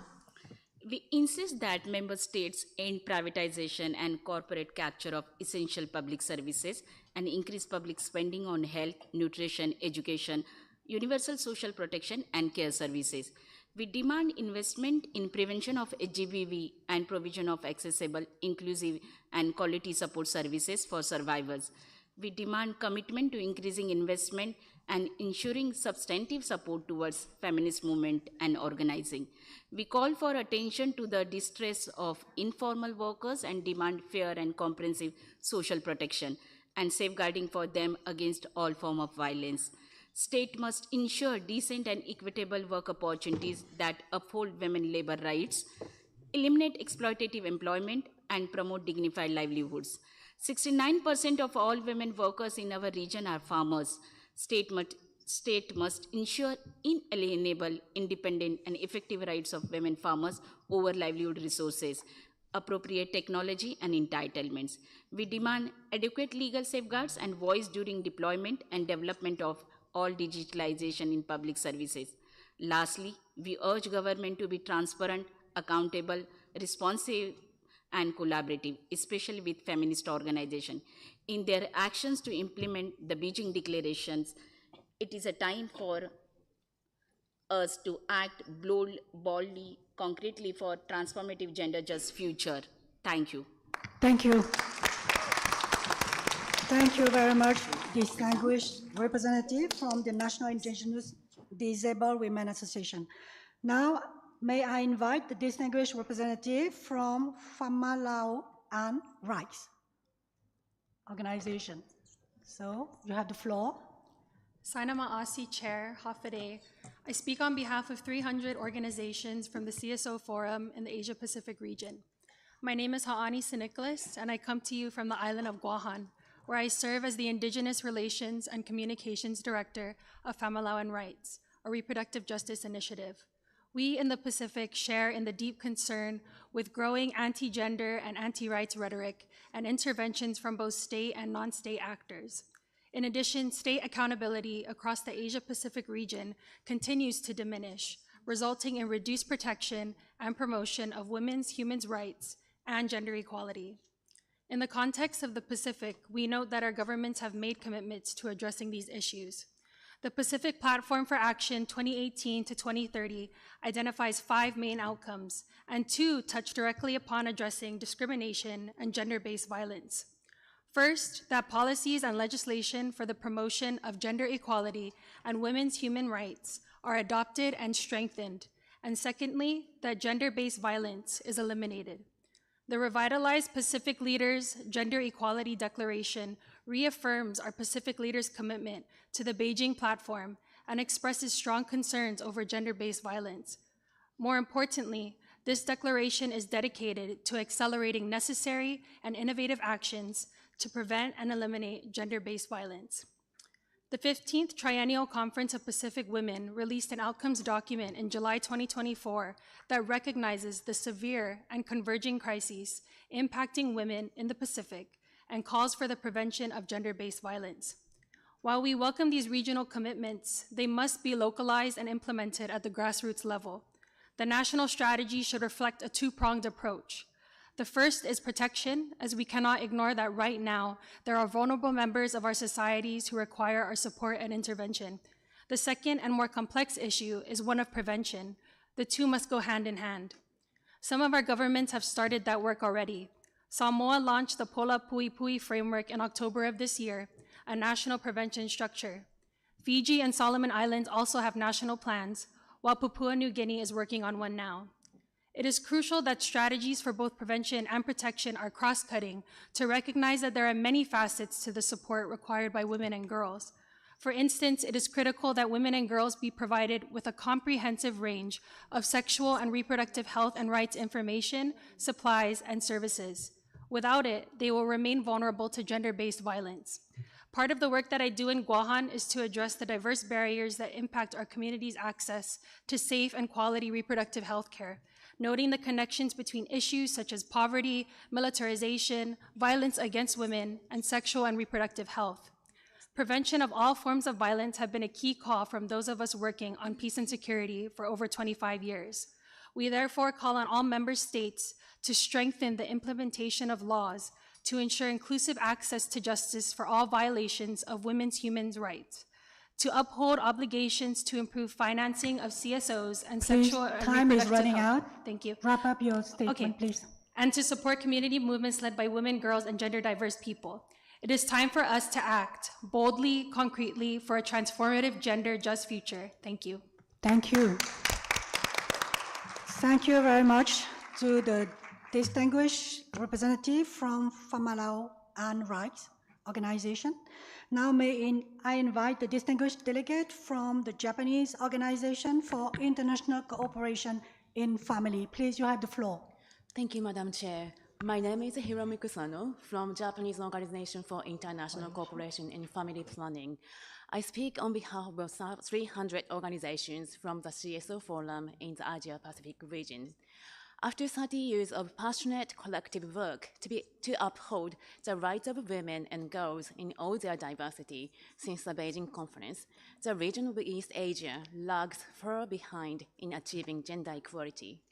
According to the World Economic Forum's Global Gender Gap Index, out of 146 countries, most of our countries rank beyond the 100th place, indicating pervasive gender inequality across our region. The space for feminists and the women's movement is being deliberately shrunk. We are seeing alarming rollbacks in policy and law that was put in place to protect women's rights. Other challenges and increasing other challenges include women's low political representation and discrimination against women in the labor market. The declining birth rate and increasing aging population and the unevenly distributed care burden shouldered by women and girls are indicative of these gender inequalities. Distinguished delegate, we call for urgent action to change our society towards a gender-just, equitable one. Remove all barriers to women and girls who equal meaningful participation in economic, social, cultural, and political decision-making in both private and public spheres. Develop, integrate an intersectional gender perspective in all areas and levels of decision-making based on the intersectional data on women in all their diversity. Ensure women have access to equitable work and employment opportunities that protect women's labor rights and eliminate conditions of precarious and exploitative forms of employment. Develop social protection systems, including UHC, ensuring women and girls in all their diversity have safe, timely access to a comprehensive range of quality, sexual and reproductive health and rights, information, supplies, and services, including access to contraceptives, safe abortion, maternal and newborn child health, STI, gender-affirming care and hormonal therapy, ART, and reproductive cancer prevention and treatment services. Ensure implementation of comprehensive sexuality education for in-school and out-of-school youth. That includes gender and diverse SOGIs to challenge harmful gender norms. For our region to achieve the gender equality goals in the Beijing Platform for Action and SDGs, we must ensure that women's rights and feminist civil society organizations meaningfully engage across decision-making, policy development, governance, and accountability frameworks at local, national, regional, and global levels. It is time for us to act boldly, concretely, for a transformative gender-just future. I thank you. Thank you, distinguished representative from the Japanese Organization for International Cooperation and Family, for your statement. May I now invite the next speaker, the distinguished representative from the Women League of Burma and Malaysian Youth Diplomacy, to take the floor, please. Thank you, Chair. We speak on behalf of over 300 organizations of the Civic Society Organization Forum in the Asia-Pacific regions. In Southeast Asia, the rising authoritarianism, militarism, and state violence have led to threats and violation of our human rights and fundamental freedoms, association, expression, and dissent and participation. The growing anti-genders and anti-rights movement that leads to sexism, misogyny, stereotyping, gender bias, and targeting, killing, and sexual violence against women and girls. State accountability continue and diminish, resulting in reduced protection and promotion of women's human rights and gender equality, and sometimes there are acts of omission leading to a culture of impunity.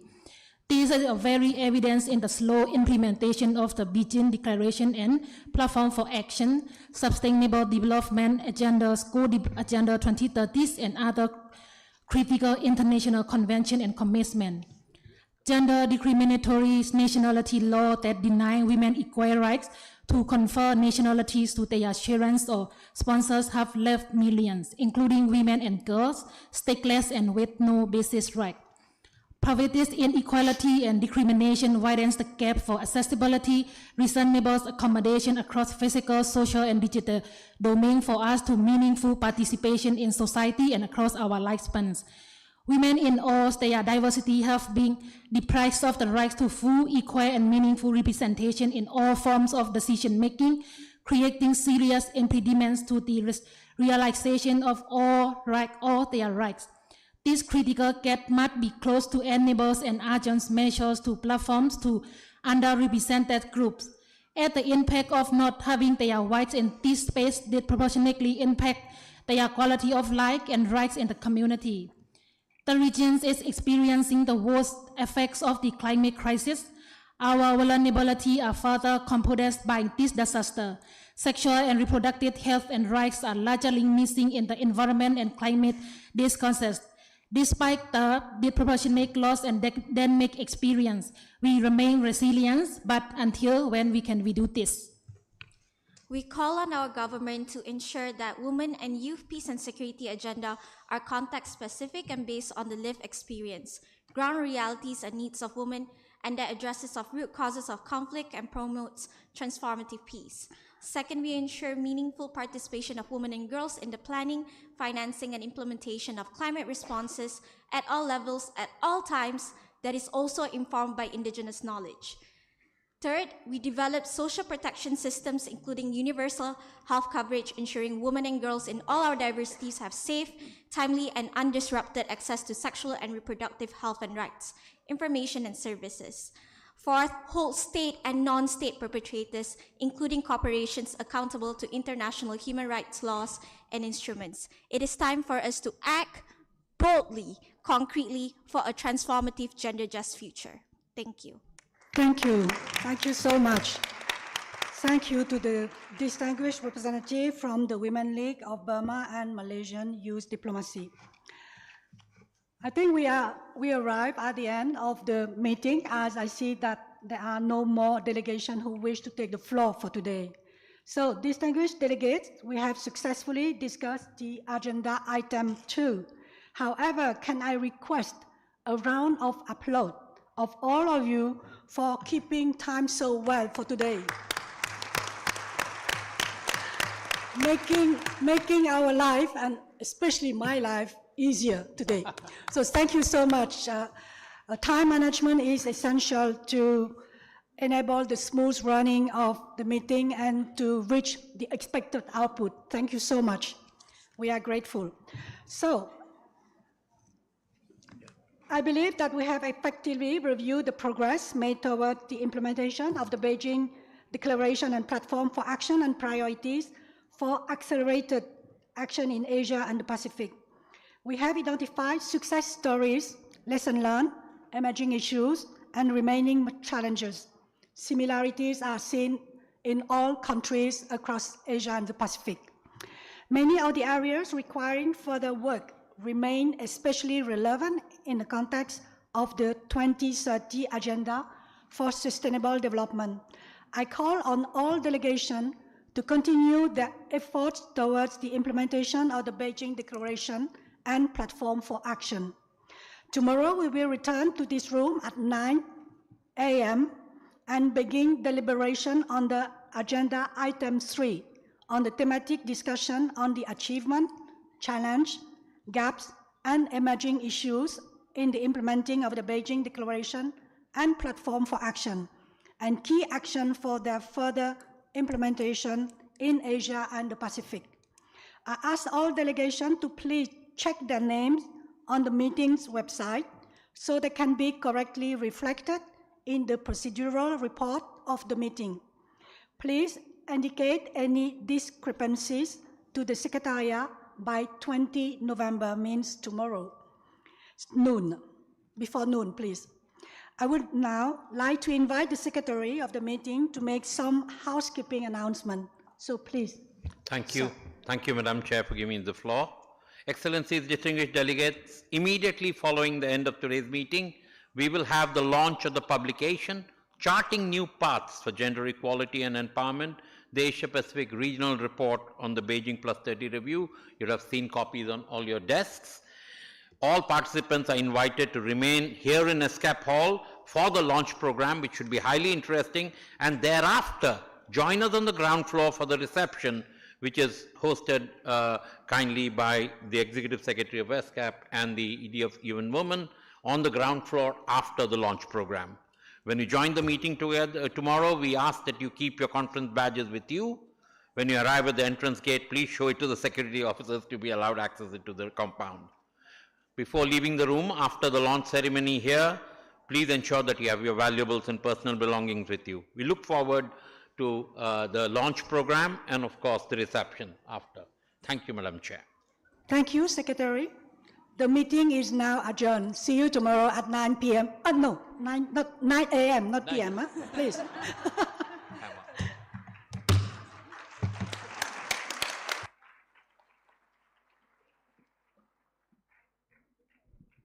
Excellencies, distinguished delegates, we invite you to please remain in your seats as we welcome you to the launch of our report, Charting New Paths for Gender Equality and Empowerment, the Asia-Pacific Regional Report on the Beijing+30 Review.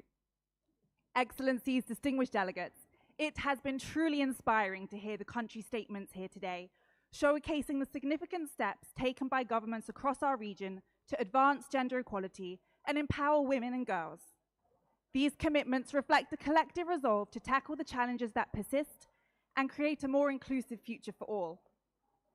Building on this momentum, the Regional Synthesis Report, launched here today, provides a comprehensive analysis of the progress made towards implementing the Beijing Declaration and Platform for Action in Asia and the Pacific. Anchored within the 2030 Agenda for Sustainable Development and its Sustainable Development Goals, this report offers a clear picture of where we stand on gender equality and the empowerment of women and girls. Drawing on data, secondary research, and submissions from member states, the report evaluates both achievements and remaining challenges. It highlights promising practices and recommendations to break down discriminatory norms, drive gender transformative change, and close critical gaps. To set the stage for the launch of this important report, we have a special performance that embodies the spirit of resilience and empowerment. Please join me in welcoming Def G, whose artistry will inspire us as we continue our journey to a more inclusive and equitable future. Thank you.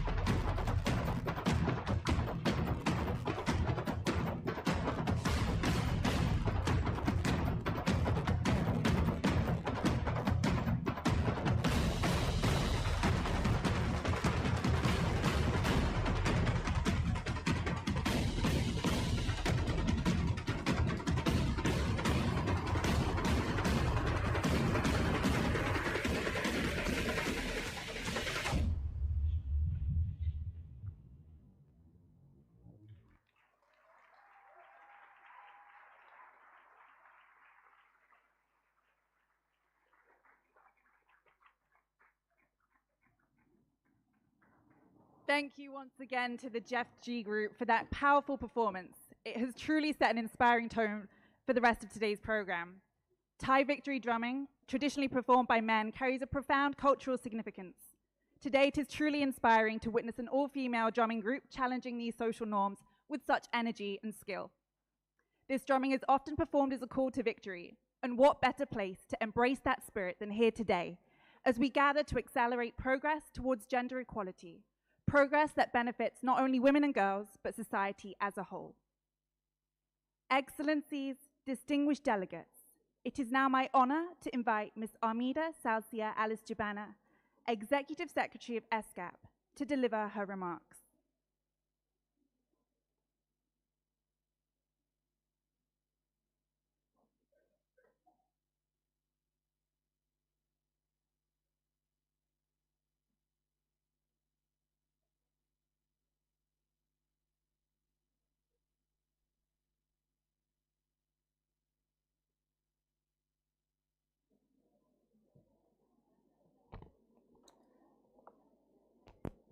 Excellencies, distinguished delegates, friends and colleagues, very good afternoon again, and I trust all of you have beneficial, fruitful, as well as engaging first day sessions. And now it is my pleasure to launch the Charting New Paths for Gender Equality and Empowerment, Asia Pacific Regional Report on Beijing+30 Review. If I may, just to give you the quick highlights of the report. This report does not merely recount statistics, it tells a story of perseverance, progress, as well as unfinished business. It brings into sharp focus the progress we have made since the adoption of the Beijing Declaration and Platform for Action almost 30 years ago. But more importantly, it highlights the gaps that remain and the urgency with which we must address them. Across the region, millions of women and girls still encounter barriers to education, healthcare, social protection, as well as decent work. Climate change, demographic shifts, and economic uncertainties have added new pressures, making the advancement of gender equality not only a moral imperative, but also a pathway to resilient, inclusive, and sustainable growth. While the report highlights the challenges ahead, it also brings forward-looking strategies and solutions, and I'm pleased to share the key highlights of this. First is the report underscores the need to address the areas with the largest, most persistent gap since 1995. This includes advancing women's economic empowerment, securing equal representation in decision-making, and eliminating gender-based violence. By doubling down on these critical areas, we can bridge gaps that have long limited women's full participation in society and address root causes of inequality that continue to affect women's rights and opportunities today. Secondly, the report calls for harnessing key economic and environmental transition as unique opportunities to drive gender equality. By leveraging opportunities within the green economy, expanding women's participation in digital technologies, and investing in the care economy, we can catalyze transformative changes that benefit women, family, as well as society as a whole. And finally, the report emphasizes 3 pivotal actions essential for strengthening the foundation for accelerating progress in gender equality across all sectors.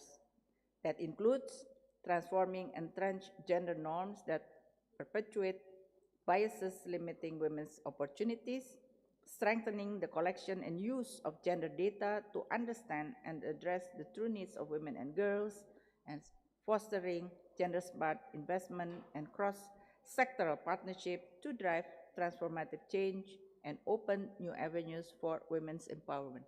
And in closing, I invite all of you to use the report for your efforts as a reference in promoting gender equality across societies and economies. Thank you very much.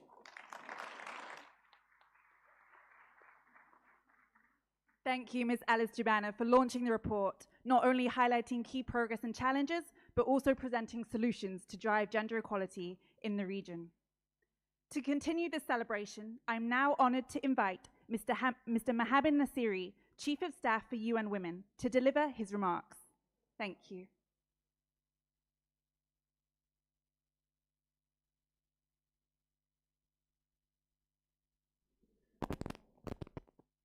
A very good evening. It's been a very long day, Excellencies, Excellency Chair, Executive Secretary, distinguished delegates, civil society, colleagues and friends. 30 years ago, the world made a bold commitment in Beijing to put gender equality at the heart of global progress. 5 years ago, here in this very building, this region came together to adopt a monumental declaration recommending and recommitting themselves to the Beijing Declaration, when Her Excellency Minister Merseni Rakoita Vinakwa of Fiji, the former minister and the chair of that session, gavelled the political declaration. Then we did not know at the time, and we did not yet understand, that the momentous occasion this was. We did not savor the joy and hope that resulted from day of intense negotiations. We did not know that today, 5 years later, we would still be reeling from a pandemic no one saw coming.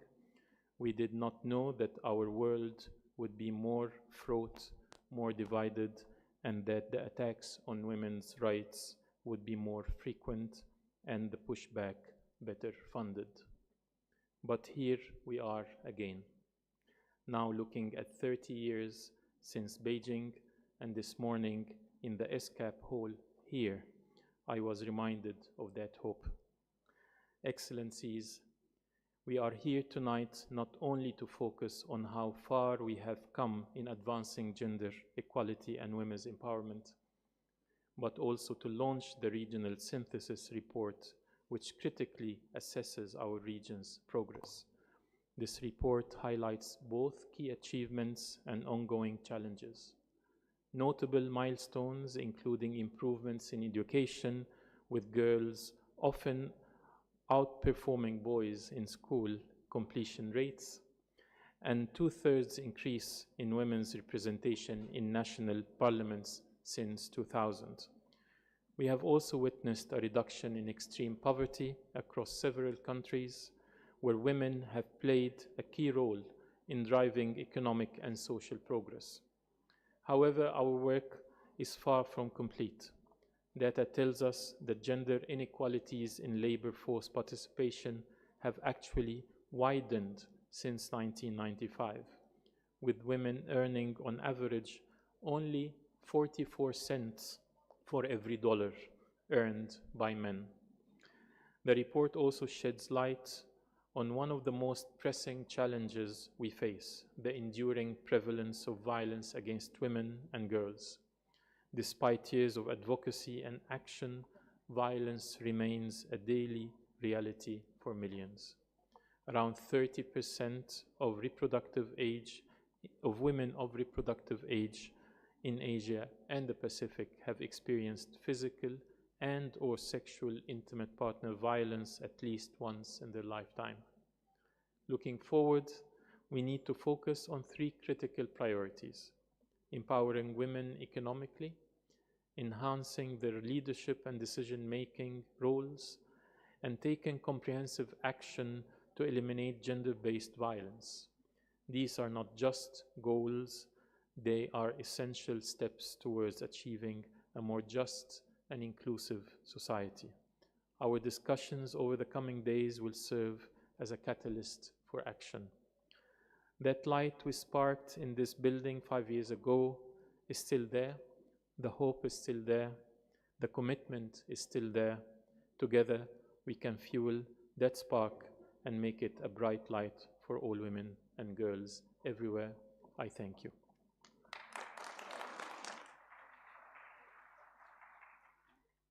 Thank you, Mr. Nasiri, for highlighting some of the key findings of the report and inspiring us to foster meaningful change for gender equality.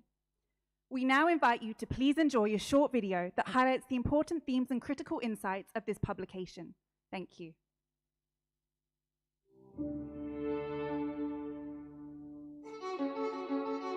Almost 30 years ago, the world united in Beijing with a bold promise to make gender equality a reality. But has the promise been delivered? The Charting New Paths for Gender Equality and Empowerment Asia-Pacific Regional Report on Beijing 30 Review aims to evaluate the region's progress in fulfilling these commitments over the past 30 years, focusing on 6 key thematic areas. Substantial advances have been made towards achieving gender equality across some fields. Several countries have eradicated extreme poverty. Remarkable improvements have been achieved in educational attainment for both women and men, and women's representation in national parliaments has increased by over 2/3 since 2000. However, the report finds there is still much to be done. Women and girls continue to disproportionately experience poverty, exacerbated by the impacts of the COVID-19 pandemic. Women continue to face limited access to social protection benefits. Sexual and reproductive health services remain largely uncovered by essential health services. The gender gap in labor force participation has widened since 1995, with women continuing to earn significantly less than men. Gender stereotypes persist, keeping many women and girls away from STEM education and careers. Women continue to do vastly more unpaid care and domestic work than men. The prevalence of violence against women and girls remains alarmingly high, with a concerning increase in technology-facilitated gender-based violence. Women and girls are disproportionately affected by armed conflicts, natural resource scarcity, and the consequences of climate change, while being largely marginalized in the decision-making to address these issues. And despite progress, only 1 in 5 parliamentarians in the region is a woman. We must expedite action, increase resource allocation, and strengthen our resolve to make gender equality a reality. To this end, the report identifies 3 critical areas that need accelerated regional strategies. 1. Advancing women's economic empowerment and resilience through gender-responsive social protection, gender-inclusive labor market measures, and supportive entrepreneurial ecosystems. 2. Enabling women's representation, participation, and leadership by fostering a conducive environment for women to pursue decision-making roles across public and private sectors. 3. Eliminating gender-based violence and strengthening access to justice through comprehensive action plans that prevent and respond to this critical issue. The report also highlights 3 pivotal areas that will shape the next chapter of empowerment and equality, ensuring that the transition to a green economy and society is gender responsive, promoting ethical and inclusive digital innovation, and investing in the care economy to empower women and girls. To achieve this, the region must transform biased gender social norms that shape gender stereotypes, misperception, and discrimination, improve gender data and statistics, boost gender financing, and foster innovative partnerships. Despite the challenges and uncertainties facing our world today, the Asia-Pacific region has great opportunities to achieve the commitments pledged in Beijing 30 years ago. Gender equality is within our reach. The generations of the future deserve it.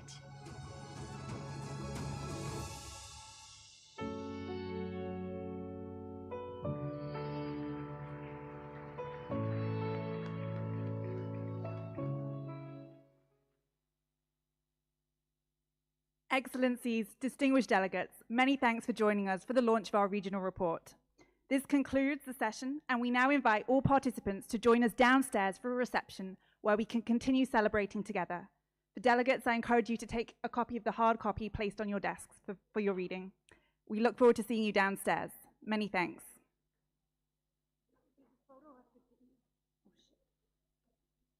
We now invite the Executive Secretary of ESCAP, and Mr. Mohammed Nasibi for the photo opportunity. Thank you.